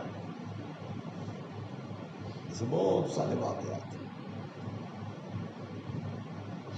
مہابرا صاحب دلیوی رحمۃ اللہ علیہ کا ایک واقعہ ہوا تھا, مولانا نے خود اپنے بیان میں کسی جگہ نقل کیا کہ مجھے ترکیسر میں ایک مسجد کے افتتاح کے لیے دعوت دینے آئے. وہ مسجد مجھے معلوم ہے کون سی مسجد ہے, حضرت نے نام لیا ہے اس میں, کہ مجھے مسجد سے دعوت دینے آئے. تو میں نے پوچھا کون کون لوگ ہیں, تو بتایا کہ فلاں فلاں, مولانا عبداللہ صاحب, مولانا ذوالفقار صاحب, شیر علی صاحب وغیرہ. تو محابرار صاحب کہتے ہیں کہ میں نے یہ کہا کہ جب یہ سارے اکابر آ رہے ہیں تو پھر مدرسے کا وقت ہے صبح کا, پھر میرا سبق کیوں چھڑواتی, میں سبق پڑھا لوں گا, یہ لوگ وہاں آئیں گے. بات معقول تھی یا نہیں؟ سیدھی سی بات تھی کہ جب یہ اکابر آ رہے ہیں تو میں اپنا سبق پڑھا لوں. ناقل مولانا عبداللہ صاحب کے پاس گئے اور مولانا عبداللہ صاحب کو جا کر کے یوں کہا کہ حضرت مولانا ابرار صاحب دلیوی کو ہم دعوت دینے گئے. انہوں نے کہا اگر مولوی عبداللہ آئیں گے تو میں نہیں آؤں گا. اب دیکھیے بات کا رخ کیسے بدل دیا, مولانا عبداللہ آئیں گے تو میں نہیں آؤں گا. ماں ابرار صاحب نے بھی نقل کیا, ماں عبداللہ صاحب نے مجھے سنایا تھا. مولانا مجھے کہنے لگے ماں عبداللہ صاحب کہ میں اس وقت رو پڑا کہ آخر میری وجہ سے مولانا ابرار صاحب کو کوئی تکلیف پہنچی, کیوں ایسا جملہ کہہ دیا کہ اگر وہ ہوں گے تو میں نہیں. ماں عبداللہ صاحب کہتے ہیں کہ میں فجر کے بعد حضرت کے وہاں پہنچ گیا, حالانکہ ماں ابرار صاحب شاگرد ہوتے تھے ترک دابھیل کے. کہا میں فجر کے بعد پہنچ گیا اور جا کر کے میں نے سلام کیا, بیٹھا, اور میں نے کہا کہ حضرت مجھ سے آپ کو کوئی تکلیف پہنچی؟ کہا نہیں تو کیوں؟ تو کہا آپ نے یہ جملہ کہا. تو ماں ابرار صاحب نے کہا کہ آپ یہیں بیٹھیں, جواب نہیں دیا, آپ یہیں بیٹھیں. جو دعوت دینے آئے تھے ان کو بلانے کے لیے بھیجا, وہیں کے تھے, ان کو نہیں بتایا کہ کیا واقعہ ہو رہا ہے. وہ آئے تو آنے کے بعد ان سے پوچھا کہ آپ دعوت دینے آئے تھے تو میں نے آپ کو کیا کہا تھا, آپ بولیے. اب وہ سب پٹانے لگے جو کہ غلط نقل کر دیا. یہاں تو سچ بولنا ہی پڑے گا. انہوں نے کہا آپ نے یہ کہا تھا کہ جب یہ لوگ آ رہے ہیں تو پھر مجھے سبق پڑھا لینے دو, سارے ہی اگر وہاں آ جائیں گے تو پھر سبق سب کا ہو چلا جائے گا, تو مجھے سبق پڑھا لینا. کہا حضرت میں نے یہ بات کہی تھی. پھر ان کو بہت ڈانٹا, کہا تم اس طرح فتنے کرتے ہو, غلط باتیں نقل کرتے ہو. تو ناقلین اسی طرح جھگڑا کرا دیتے جو مکمل بات نقل نہیں کرتے. تو حضرت شیخ نے فرمایا دیکھیو یوں نہ کہیو کہ زکریا عرس کے جواز کا قائل ہے, پوری بات میری نقل کیجیے اور سنیو. حضرت شیخ نے فرمایا کہ عرس اپنی اصل کے اعتبار سے جائز ہے. عرس کی حقیقت یہ تھی کہ جب پیر کا انتقال ہوتا, شیخ کا انتقال ہوتا, تو مریدین یوں کہتے کہ بھئی شیخ سے ہم مستفیض ہوتے رہتے تھے، اب شیخ نہ رہے تو ہم مریدین کے پاس حضرت کے ملفوظات ہیں، وہ ملفوظات ہی ایک دوسرے کو سناتے رہیں گے۔ تو کب سنائیں گے؟ کا سال میں ایک مرتبہ جمع ہو جائے سارے خلفاء اور ایک دوسرے کو سنائیں۔ تو کب جمع ہوں گے؟ تو کا یہ طے ہوا کہ شیخ کا انتقال ہوا، اسی دن کو ہم طے کر لیں، اسی دن ہم جمع ہو جایا کریں گے سال میں، تاکہ ایصال ثواب بھی ہو جائے شیخ کو، اور حضرت کی باتیں ایک دوسروں کو نقل بھی کر دیں۔ یہ تھی عرس کی حقیقت۔ اس حد تک کوئی کلام ہو سکتا ہے؟ کچھ بھی نہیں، بالکل جواز ہے۔ بعد میں ہوا یہ کہ اب یوم وفات کو جمع ہونے لگے اور شیخ کی قبر پر چادر چڑھانے لگے، یہ ابتدا ہو گئی، جس کو سندل شریف کہا گیا۔ اور پھر اس کے بعد وہاں قوالیاں ہونے لگی، ڈھول تاشے بجنے لگے، مارکیٹ لگنے لگا، بازار چلنے لگے، یہ عرس ہو گیا۔ اور وہاں پر ان کی قبروں پر سجدے ہونے لگے۔ فرمایا یہ سب حرام ناجائز، باقی اپنی اصل کے اعتبار سے اس کا جواز ہے۔ تو ظاہر سی بات ہے کہ امام احمد بن حنبل رحمۃ اللہ علیہ کا خلق قرآن کے مسئلے میں، اب یہ حنبلی تھے، امام بخاری سے جب بار بار سوال ہوا تو آپ نے اتنا سا جواب دیا، القرآن کلام اللہ تعالی، کلام نفس غیر مخلوق، وافعال العباد مخلوقۃ، بات بالکل بے غبار تھی۔ ناقلین نے باہر جا کر کے نقل کیا کہ امام بخاری کلام اللہ کو مخلوق کہتے ہیں، یعنی جو معتزلہ کا عقیدہ تھا وہ منسوخ کر دیا آپ کی طرف۔ اب ہوا ہے کہ نیشاپور میں زہلی کے ماننے والے بہت تھے، روب تھا ان کا،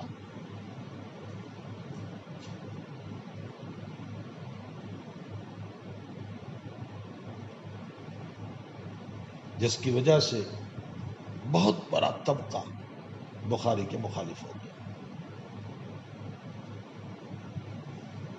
حتیٰ کہ نقل کیا ہے کہ زہلی نے اپنے درس میں یوں کہا کہ جو اس کے پاس جاتا ہو وہ میرے درس میں نہ آئے، اور وہ زہلی جو ہے وہاں کے پر اثر آدمی تھی، کہ جو ان کے درس میں جاتا ہو وہ میرے درس میں نہ آئے۔ تو احمد ابن سلمہ اور امام مسلم کھڑے ہو گئے اور درس سے نکل گئے، اور امام مسلم نے گھر پہنچ کر جتنی روایتیں زہلی سے لکھی تھی اور کتاب میں، کاپیوں میں، وہ سب اپنے حمال اور اپنے مزدور کے ساتھ اٹھا کر کے واپس بھیج دیا کہ میں آپ کی روایت کو نہیں لیتا ہوں، لیکن بخاری کو نہیں چھوڑوں گا۔ حتیٰ کہ زہلی نے اپنے درس میں یہ بھی کہا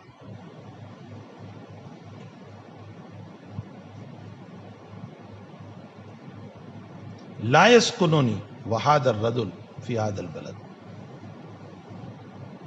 میں اور یہ آدمی یعنی بخاری ہم ایک شہر میں نہیں رہ سکتے، اشارہ تھا ان کو نکالو، لا یسکننی وھذا الرجل فی ھذا البلد۔ بخاری کو کچھ پتا نہیں کہ دنیا میں مارکیٹ میں کیا چل رہا ہے، آپ تو اپنے اعتبار سے مگن تھے۔ احمد ابن سلمہ رحمۃ اللہ علیہ نے جا کر بتایا کہ حضرت آپ کے خلاف یہ ماحول بنا، اور وہ جو سوال ہوا تھا اسی سوال کی بنیاد پر کہ آپ کلام اللہ کے بعد کیا فرماتے ہیں، آپ رو پڑے اور آپ کی زبان سے ایک جملہ نکلا، لیس فی ھذا الا حسد، اس میں کوئی چیز نہیں ہے مگر حسد،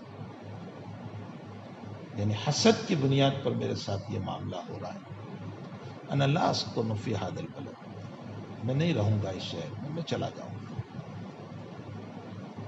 آپ نکل گئے نیشاپور، یہ بہت بڑا ابتلا تھا آپ کے لیے۔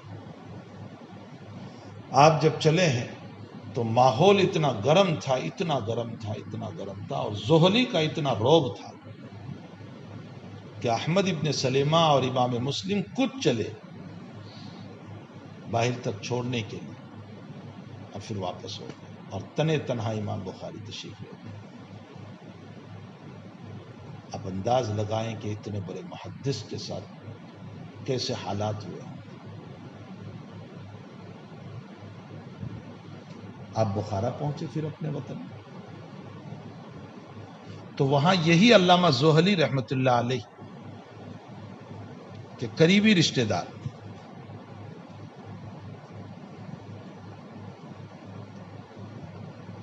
خالد بن احمد زوہلی، وہ وہاں کے گورنر تھے، قاضی تھے۔ علامہ زوہلی نے ان کو کہلوایا کہ یہ آدمی عقائد کے اعتبار سے باطل عقیدے پر ہے۔ اتنا سا جملہ کافی تھا کہ باطل عقیدے پر ہے، اس کا عقیدہ صحیح ہے۔ لیکن اب ڈائریکٹ پکڑ کیسے کی جائے امام بخاری کی؟ تو خالد بن احمد زوہلی نے یوں کہا کہ میرے مکان پر آ کر علم حدیث میرے بچوں کو پڑھا۔ آپ نے فرمایا نہیں، انا لا اذلل علم الحدیث، میں علم حدیث کو ذلیل نہیں کروں گا، باب تذلیل سے ہے، اس کو ذلیل نہیں کروں گا۔ تو خالد نے یوں کہلوایا کہ اچھا آپ کے درس میں میرے بچوں کے لیے علیحدہ جگہ رکھو۔ آپ نے فرمایا پھر عوام الناس علم سے محروم ہوں گے، ایسا نہیں ہو سکتا کہ خواص کے لیے الگ اور سب کے لیے برابر۔ جو اول آئے گا وہ اول بیٹھے گا، چاہے وہ غریب ہو یا مالدار ہو، بادشاہ کا لڑکا ہو یا رعایا کا۔ آپ نے کسی طرح اس کی بات کو نہیں مانا، تو پھر اس نے امام بخاری رحمۃ اللہ علیہ کو پریشان کرنا شروع کیا، اور پریشانی کا حال یہ رہا کہ ہر طرح سے آپ کا گھیراوا کیا جانے لگا۔ آپ مجبور ہو کر بخارا چھوڑ دیا، چونکہ وہ بخارا کا قاضی تھا،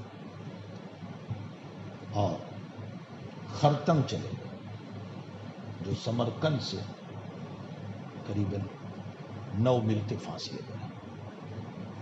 آپ خرتنگ تشریف لے گئے۔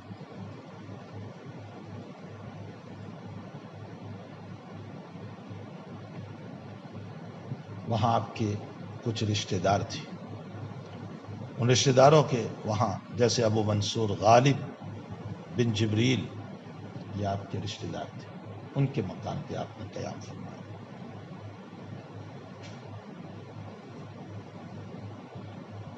اسی درمیان آپ وہاں تھے اور آپ کو سمرقند سے دعوت ملی۔ سمرقند وہاں سے قریب تھا کہ آپ سمرقند تشریف لے آئے۔ رمضان المبارک کا مہینہ تھا، آپ نے ارادہ بھی فرمایا کہ اچھا میں سمرقند چلوں۔ گھوڑا منگوایا،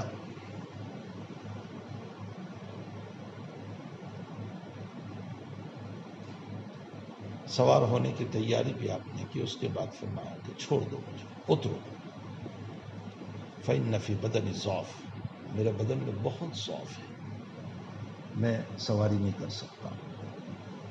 پھر آپ نے اپنا ارادہ موقوف کر دیا۔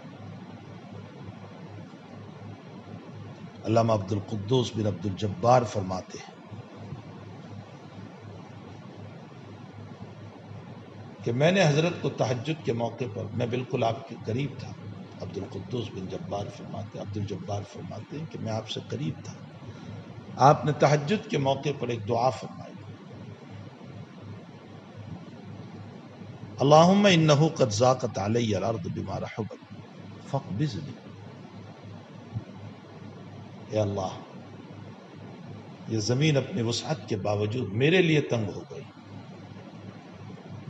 بس اب تو مجھے بلا لے، فاقبضنی یعنی مجھے موت دے دو۔ کوئی اس پر یہ اشکال نہ کرے کہ آپ نے حالات سے گھبرا کر کے موت مانگی، یہ مطلب نہیں، آپ نے اس روایت پر عمل کیا ما کانت الحیات خیرا لی وما کانت الممات خیرا لی، جب تک حیات بہتر ہے مجھے حیات دیں، اور جب موت بہتر ہے تو مجھے موت دیں۔ بالآخر اللہ تعالیٰ نے آپ کی دعا قبول کی، کیوں نہ قبول کرتا؟ ایک تو امت کا اتنا بڑا خادم، محدث، پھر مسافر،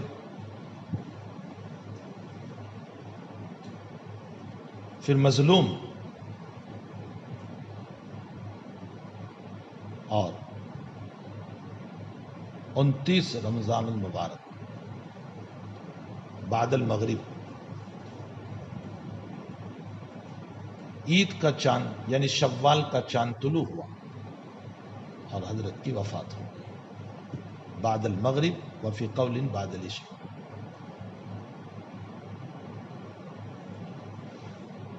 آپ کی وفات 29 رمضان بعد المغرب یعنی یکم شوال، چونکہ عید کا اور شوال کا چاند ہو چکا تھا، اور دوسرے دن عید کی نماز کے بعد مقام خرطنگ پر آپ کی تدفین ہوئی بقول حضرت شیخ رحمۃ اللہ علیہ۔ عید کا چاند طلوع ہوا اور علم حدیث کا چاند غروب ہو گیا۔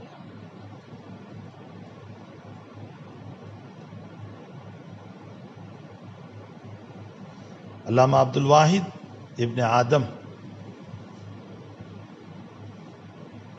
طوارسی رحمۃ اللہ علیہ نے اسی دن ایک خواب دیکھا تھا۔ وہ خود فرماتے ہیں، یہ امام بخاری کے ہم عصر ہیں، عبد الواحد ابن آدم کا میں نے خواب دیکھا، وقف رسول اللہ صلی اللہ علیہ وسلم ومعہ اصحابہ، حضرت کھڑے ہیں اور آپ کے صحابہ ہیں ساتھ میں۔ فسالت، میں نے حضرت سے سوال کیا کہ آپ کس کا انتظار کرتے ہیں؟ فرمایا محمد ابن اسماعیل کا انتظار کر رہا ہوں۔ عبد الواحد ابن آدم فرماتے ہیں، میں صبح اٹھا تو مجھے علم ہوا کہ آج رات ہی میں امام بخاری کا انتقال ہو گیا، اور اسی رات آپ نے خواب دیکھا تھا نبی علیہ الصلوۃ والسلام کا، تو آپ کا انتقال 256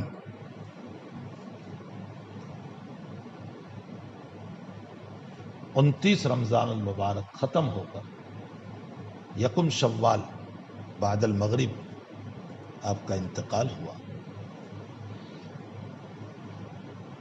اس اعتبار سے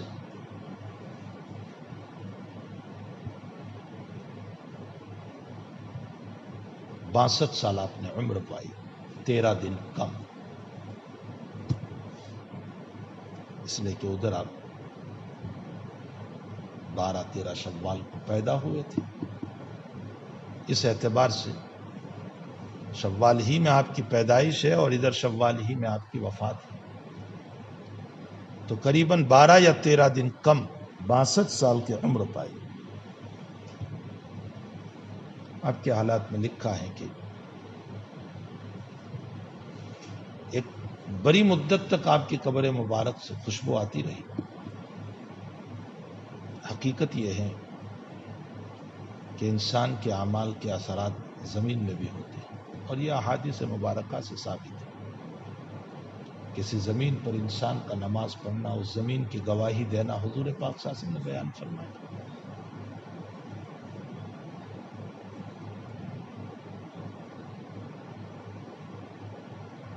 مٹی جب پھول کے اندر رہتی ہے، یا چھوڑو مٹی کو، کپڑوں میں آپ کافور رکھتے ہیں،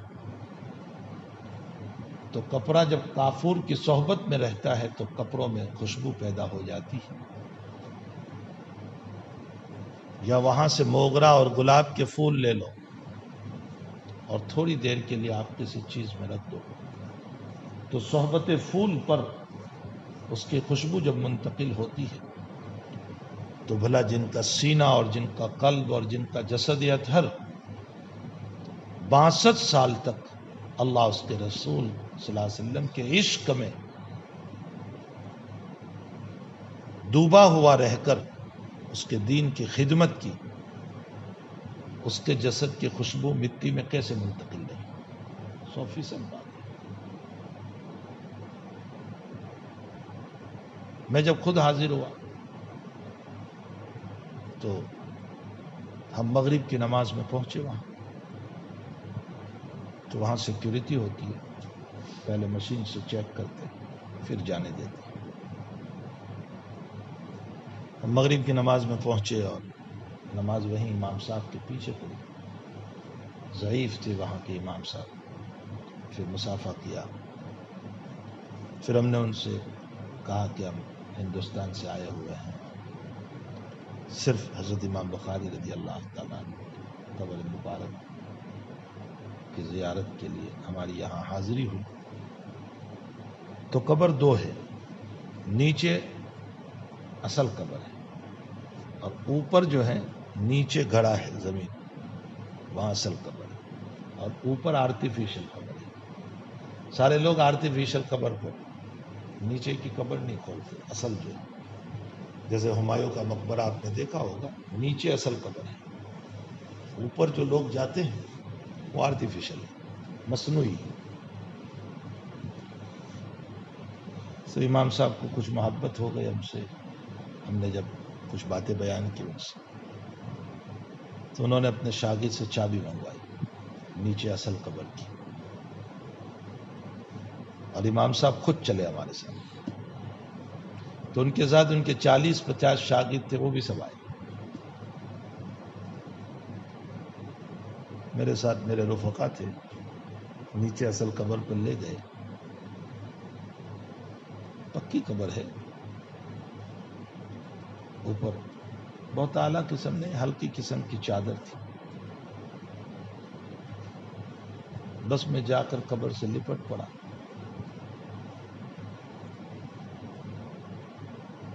بوسہ دینے لگا خوب۔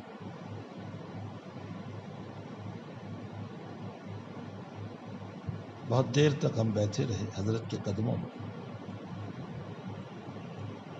پھر ہم نے بخاری شریف کی حدیث پڑھی وہاں کتاب لے کر، اور ہم نے کہا کہ حیاتی میں تو آپ کے سامنے ہمیں زانوِ تلمذ نہیں ملا، آج آپ کی قبر پر ہم پڑھ رہے ہیں۔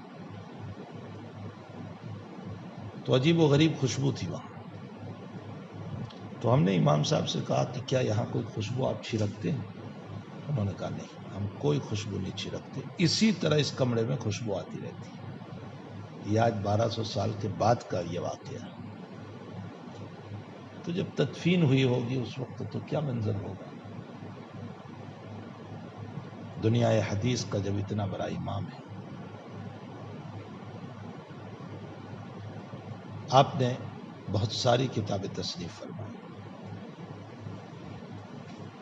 آپ کی زندگی کی سب سے پہلی کتاب جو آپ نے تصنیف فرمائی، قضائے الصحابۃ والتابعین، یہ کتاب آپ نے تب تصنیف فرمائی جب 16 سال کے آپ تھے۔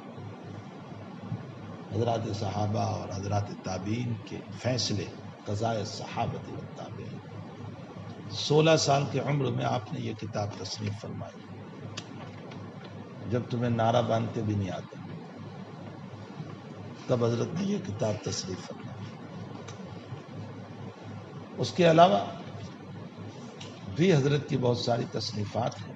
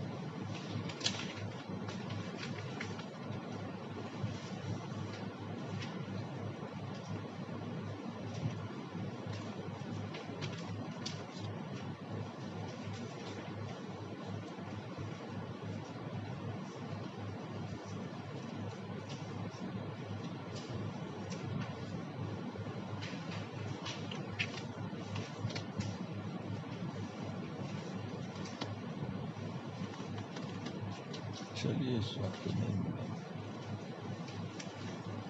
قریباً آپ نے 19 سے زائد کتابوں کو تصنیف فرمایا.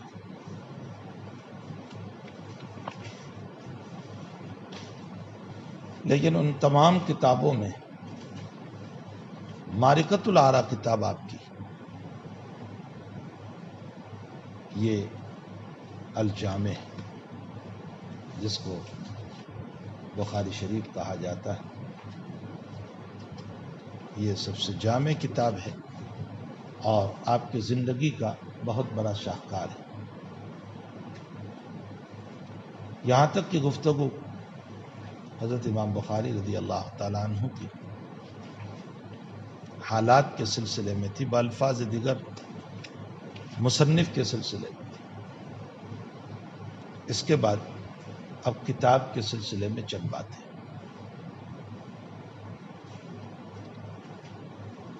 اس کتاب کا نام الجامع الصحیح المسند المختصر من امور رسول اللہ صلی اللہ علیہ وسلم وسننہ وایامہ، یہ ہے اس کتاب کا نام.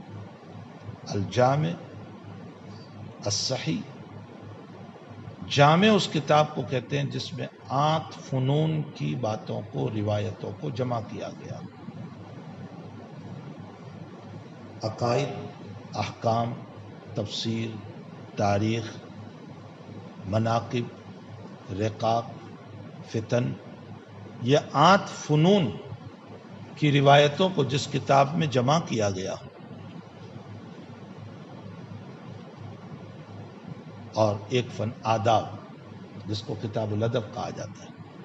عقائد، احکام، تفسیر، تاریخ، مناقب، رقاق، فتن اور آداب، جس میں ان 8 فن کی روایتوں کو جمع کیا جائے اس کو جامع کہا جاتا ہے. امام بخاری رحمۃ اللہ علیہ نے ان 8 فنوں کی روایتوں کو اپنی کتاب میں جمع فرمایا، اس لیے جامع ہو گئے. الصحیح، صحیح روایات ہے. المسند، اس لیے کہ آپ نے مرفوع روایتوں کو بیان کرنے کا اہتمام فرمایا، اگرچہ کچھ موقوف بھی ہے لیکن زیادہ تر مرفوع روایت. المختصر، آپ خود فرماتے ہیں کہ میں نے 6 لاکھ حدیثوں کے اندر سے یہ مجموعہ جمع کیا جو مختصر ہے. کتنا مختصر ہے بعد میں آئے. من امور رسول اللہ صلی اللہ علیہ وسلم وسننہ وایامہ، نبی علیہ الصلوۃ والسلام کے امور، آپ کے طرق، طریقے اور آپ کی زندگی، وایامہ، آپ کی زندگی. یہ ہے اصلاً اس کتاب کا نام. آپ نے اس کتاب کو کیوں تصنیف فرمایا؟ وجہ تصنیف کیا ہوئی؟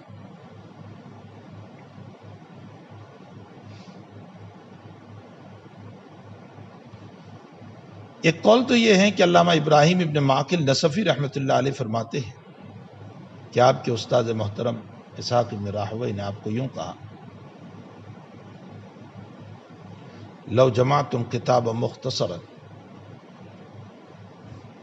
فی احادیث رسول اللہ صلی اللہ علیہ وسلم.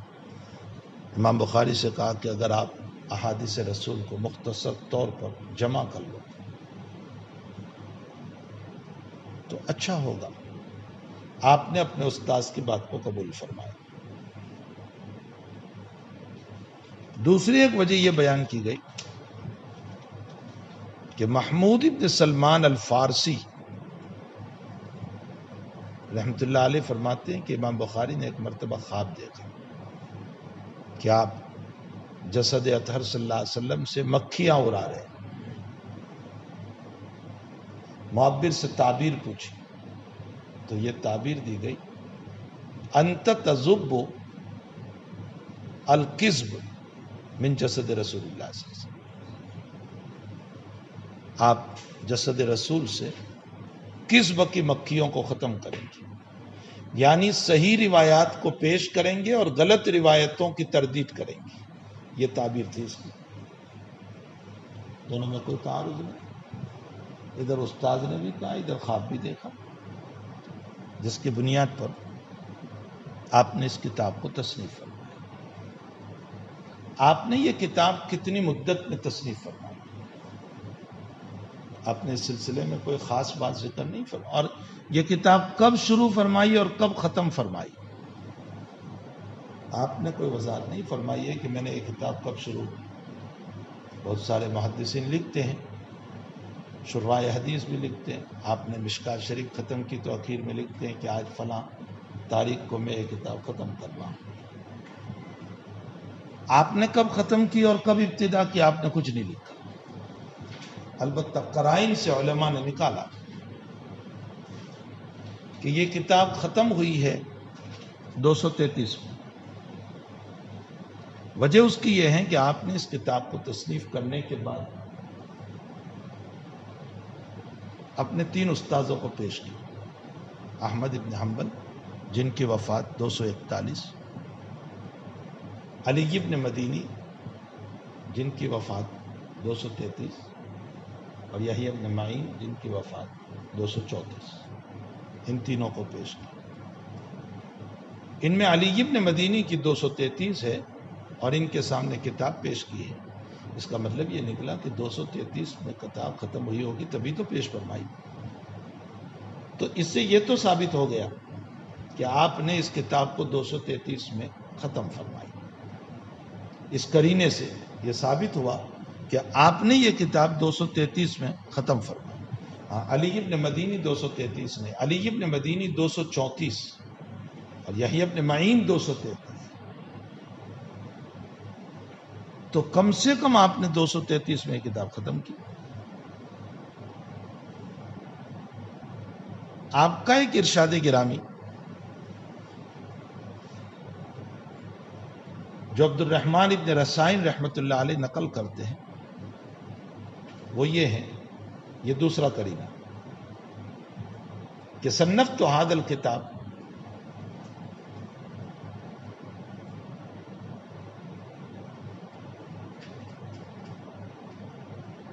ست و عشر سنوات،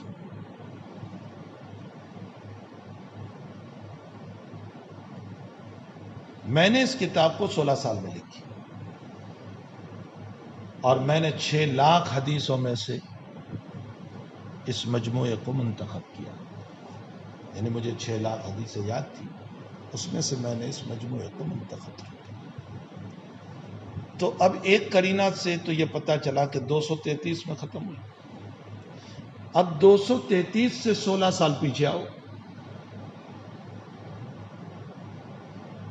تو اس کا مطلب یہ نکلا کہ آپ نے اپنی کتاب کا آغاز 217 میں کیا۔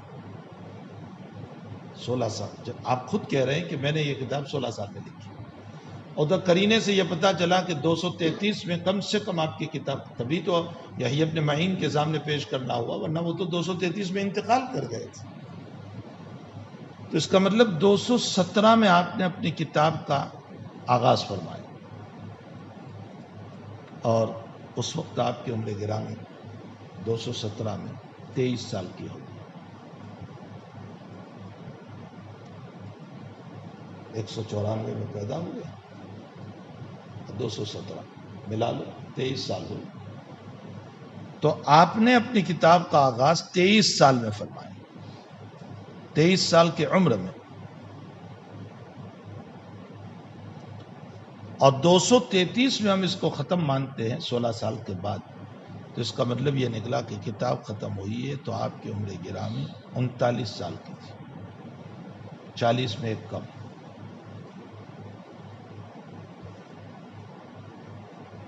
سترہ اور 3 20، 10 30، اور ادھر 6 لے لو،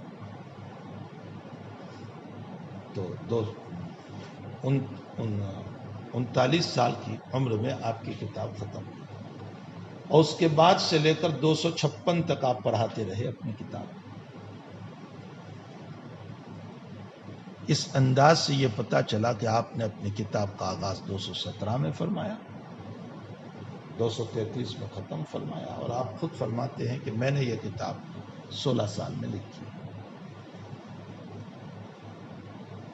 موضوع کتاب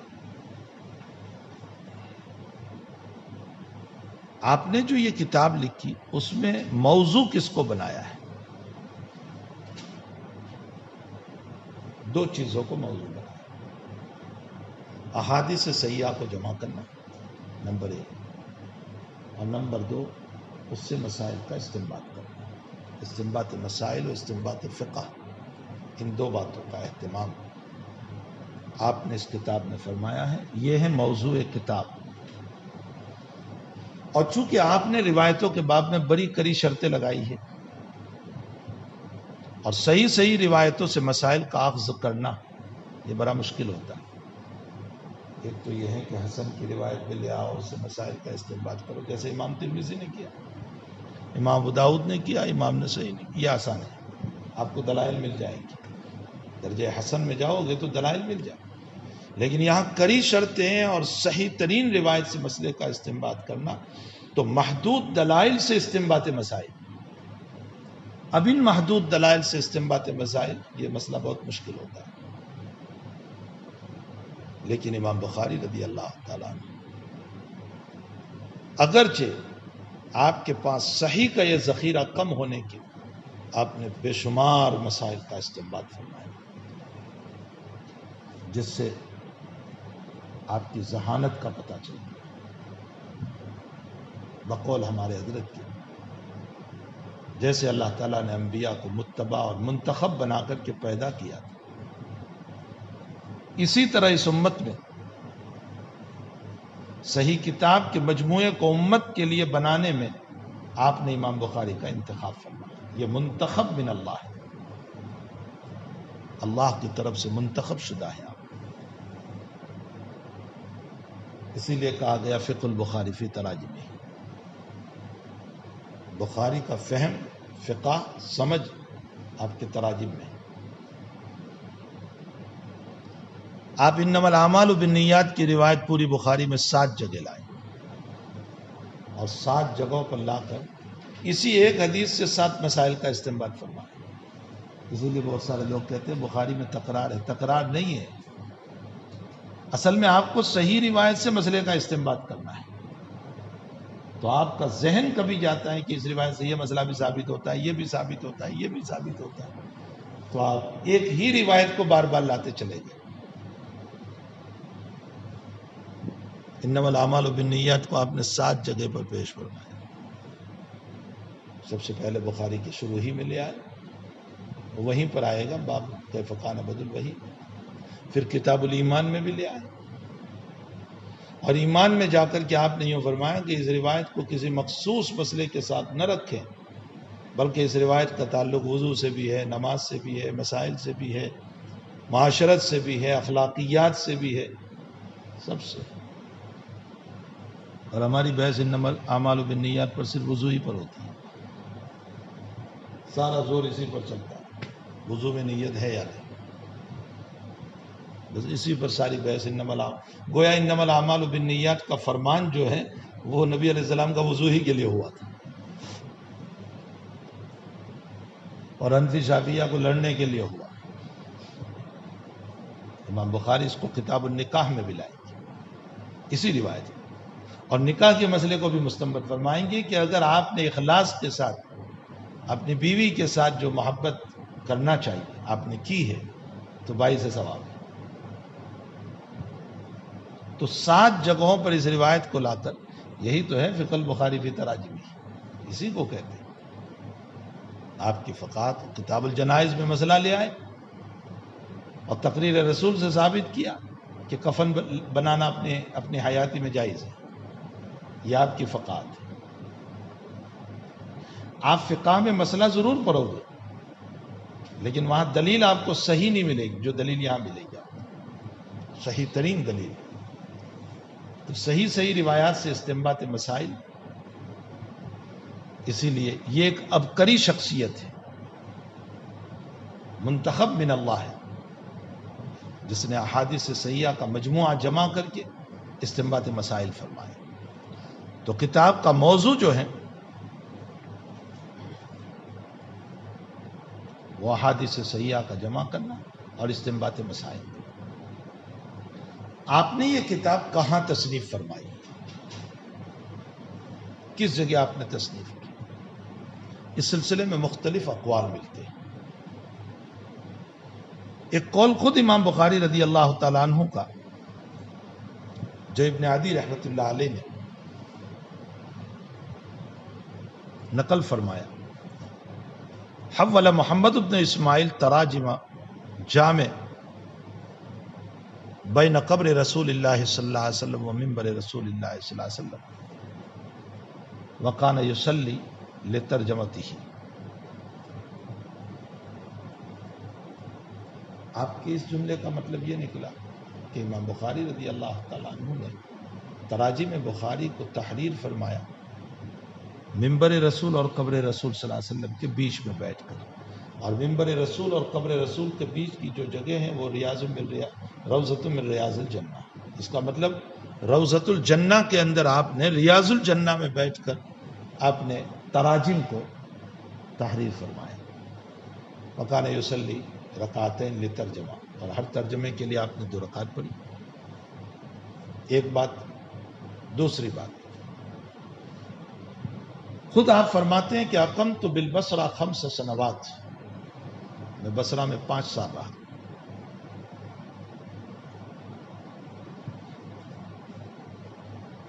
ومعی کتبی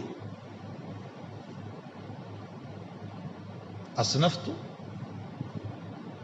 واحج ثم ارجع الى بصرہ۔ مطلب یہ ہے کہ میں بصرہ میں 5 سال رہا، میرے پاس میری کتابیں تھیں، میں لکھتا تھا احادیث مبارکہ کو جو مجھے ملتی تھی، اور میں ہر سال حج کے لیے جاتا تھا، اور پھر میں واپس بصرہ آ جاتا تھا۔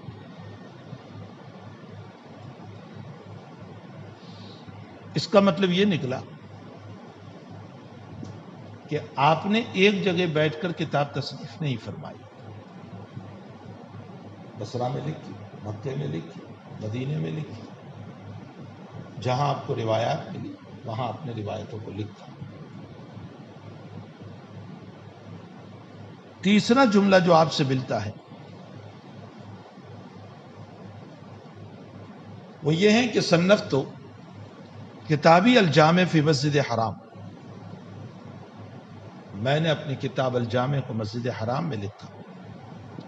وما ادخلت فیہا حدیثا حتی استخرت، اور میں نے اس میں ایک بھی حدیث کو داخل نہیں کیا یہاں تک کہ میں نے استخارہ کیا۔ وصلیت رکعتین، اور میں نے اس کے لیے 2 رکعت نماز پڑھی۔ وتیقنت صحتہ، اور مجھے اس کی صحت کا جب تک یقین نہیں ہو گیا میں نے وہاں تک اپنی کتاب میں اس روایت کو داخل نہیں کیا۔ اس کا مطلب یہ نکلا کہ آپ نے احادیث مبارکہ کو مسجد حرام میں لکھا۔ یہ تیسری بات جو ہے، صنفت کتابی الجامع فی مسجد الحرام ولا ادخل حدیثا حتی استخرت، استخارے کے بغیر میں نے کوئی حدیث داخل نہیں کی۔ وصلیت رکعتین وتیقنت صحتہ، تو مسجد حرام میں لکھی۔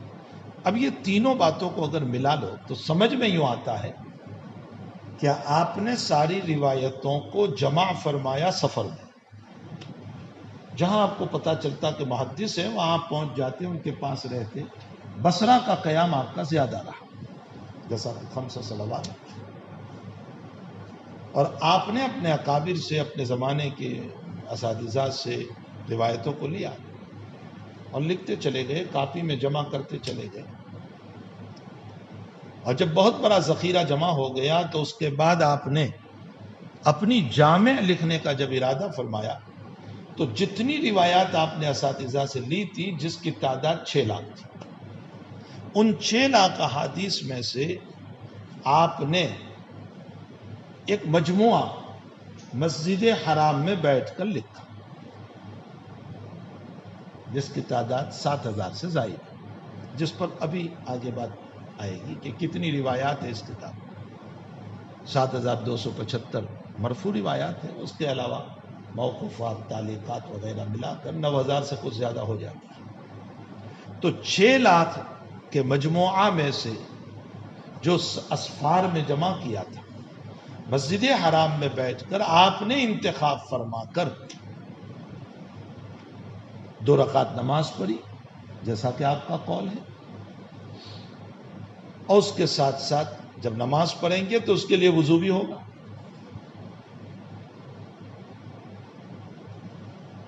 اور آپ نے یہ 2 رکعت جو نماز پڑھی ہے، ہر حدیث کے لیے یہ استخارہ کی تھی، حتی استخرت.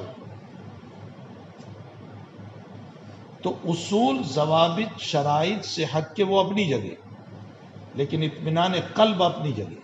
2 باتیں ہیں.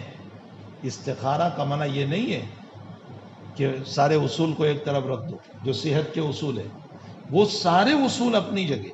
میں نے اپنی روایتوں کو پرکھا صحت کے اصول پر، اس کے بعد بھی میں نے استخارہ کیا، اور جب تک اطمینان قلب، تیقنت کا یہ معنی، مجھے جب تک اطمینان نہیں ہوا اس حدیث کی صحت پر، میں نے اپنی کتاب میں جگہ نہیں. بات سمجھ میں آئی؟ یہ 2 قول کا مطلب سمجھ میں آ گیا. اسفار میں روایات کو جمع کیا، اور اس مجموعے کے اندر سے یہ جو 9000 کے قریب جو روایات کا مجموعہ ہے، وہ مسجد حرام میں بیٹھ کر آپ نے لکھا، منتخب کر کے. اور اصول کے بعد دوسرا کام آپ نے اطمینان قلب کے لیے یہ کیا کہ استخارہ کیا، اور 2 رکعت نماز پڑھی ہر حدیث پر. اور جب تک تیقنت صحت ہو وہاں تک اپنی کتاب میں اس کو جگہ نہیں. تو اس کا مطلب آپ نے 18,000 تو قریباً رکعت پڑھی. جب ہر حدیث پر 2 رکعت ہے تو 9,000 سے زائد کچھ ہے، 7,275 تو مسند روایات ہے، باقی تعلیقات ہے، موقوفات ہے، ان سب کو ملا کر 9,000 سے کچھ زائد ہو جاتے ہیں. ہم 9,000 بھی گنے تو 9 2 18، 18,000 رکعتیں آپ نے پڑھی. تو پھر آپ نے 9,000 وضو بھی فرمائے. نہ صحیح 9,000 گنو، ایک بڑی تعداد میں آپ نے وضو کیا. چلو ایک وضو سے 4 نمازیں 5 نمازیں پڑھ سکتے ہیں، تو اسی درمیان آپ نے یہ نمازیں، تب بھی بے شمار وضو فرمایا آپ نے. تو مسجد حرام میں بیٹھ کر آپ نے روایات کی تبییض فرمائی. اب یوں کہہ لو ذخیرہ احادیث میں سے انتخاب کر کے آپ نے تبییض فرمائی. ایک ہوتا ہے مسودہ، ایک ہوتا ہے مبیضہ. وہ 6 لاکھ حدیثیں مسودہ تھی، اور یہ روایتیں مبیضہ ہوئی، صاف ہو کر کے آ گئی. اور استخارہ کا معنی طلب مشورہ نہیں، طلب خیر ہے. تو سمجھ میں بھی آ رہا ہے. استخارہ کا معنی طلب مشورہ نہیں، طلب مشورہ کے لیے تو استشارہ ہے. تو نبی علیہ الصلوۃ والسلام نے صلاۃ استخارہ کہا ہے یا صلاۃ استشارہ کہا ہے؟ استخارہ ہے. یہ مشورے کی نماز نہیں ہے. اور اللہ سے مشورہ کرو گے تو کب جواب آئے گا؟ خط آئے گا تمہارے نام. مشورہ اہل و عیال سے ہوتا ہے. مشورہ جو ہے متعلقین سے، اہل و عیال سے ہوتا ہے. اور مشورہ ہونے کے بعد جو رائے سامنے آئی اور اب آپ اس پر عمل کرنا چاہتے ہیں، تو اس عمل پر اللہ سے خیر کو طلب کرنا، اس کے لیے 2 رکعت نماز پڑھنا، اور یہ اللہ سے یہ کہنا کہ اللہ میں نے یہ معاملہ سوچا ہے اور مجھے یہ کرنا ہے، میرے لیے تو خیر مقدر فرما دے. تو سمجھ میں آئے. اب اگر طمانینت قلب اس پر ہو جاتا ہے، سمجھو کہ اللہ تعالیٰ نے آپ کے لیے خیر مقدر کیا، تو مشورہ اہل و عیال سے ہوتا ہے. اللہ سے خیر طلب کرنا. استخار یستخیر استخارتن باب استفعال سے ہیں، طلب الخیر، خیر طلب کرنا. لوگ اس کو مشورہ سمجھتے ہیں. اور پھر کون سی روایت میں خواب کا بیان آیا ہے؟ بتائیے مجھے. کسی روایت میں آیا ہے کہ اس کے بعد خواب نظر آئے گا آپ کو؟ کالا دکھے گا، پیلا دکھے گا، گلاب کا پھول دکھے گا؟ کون سی روایت میں؟ کسی روایت میں اس کا تو تذکر نظر آ جائیں یہ ایک الگ مسئلہ ہے، روایت میں کہیں نہیں ہے. روایت میں تو ہوگا طمانینت قلب، آپ کا قلب اس پر مطمئن ہو گیا. امام بخاری کو کون سا خواب آ گیا؟ آپ نے جو استخرت فرمایا کہ استخرت، میں نے استخارہ کیا وصلیت رکعتین، تو کیا روزانہ خواب دیکھتے تھے؟ کیا چاہیے روایت لے لو؟ نہیں، طمانینت قلب کہ اصول پر تو یہ صحیح ہے لیکن دل بھی مطمئن ہو گیا، اس کو آپ نے اپنی کتاب میں جگہ دی. یہ ہے استخارہ کا مطلب. تو آپ نے تبییض فرمائی احادیث کی مسجد حرام میں بیٹھ کر. اب پہلی بات آپ نے پڑھی کہ آپ نے تراجم کو لکھے ریاض الجنہ میں بیٹھ کر، اور اس پر بھی رکعت پڑھی 2 ترجمے کے اوپر بھی. تو اب یا تو یوں کہا جائے گا کہ وہ جو حدیث پر 2 رکعت ہیں وہی ترجمے والی 2 رکعت کسی ناقل نے نقل کر دی، یا پھر مستقل آپ نے وہاں بھی 2 رکعت پڑھی یہاں بھی 2 رکعت پڑھی، حدیث کے لیے بھی ترجمے کے لیے بھی. لیکن ترجمے کی تبییض تیار ہوئی ہے آپ کی مسجد نبوی میں بیٹھ کر. سمجھ میں آ گیا؟ ان تینوں قول میں تطبیق ہو جاتی ہے کہ آپ نے گھوم گھوم کر کے احادیث مبارکہ کو جمع کیا، پھر اپنے 6 لاکھ کے مجموعے کے اندر سے مسجد حرام میں بیٹھ کر کے آپ نے اس مجموعے کو تیار کیا، اور اس کے لیے آپ نے استخارہ فرمایا، 2 رکعت نماز پڑھی. البتہ اس کے تراجم جو ہیں وہ مسجد نبوی میں بیٹھ کر کے آپ نے لکھی. یہاں سے ایک اشکال حل ہو گیا کہ بہت سی مرتبہ یہ کہا جاتا ہے کہ یہ حدیث باب نہیں آیا.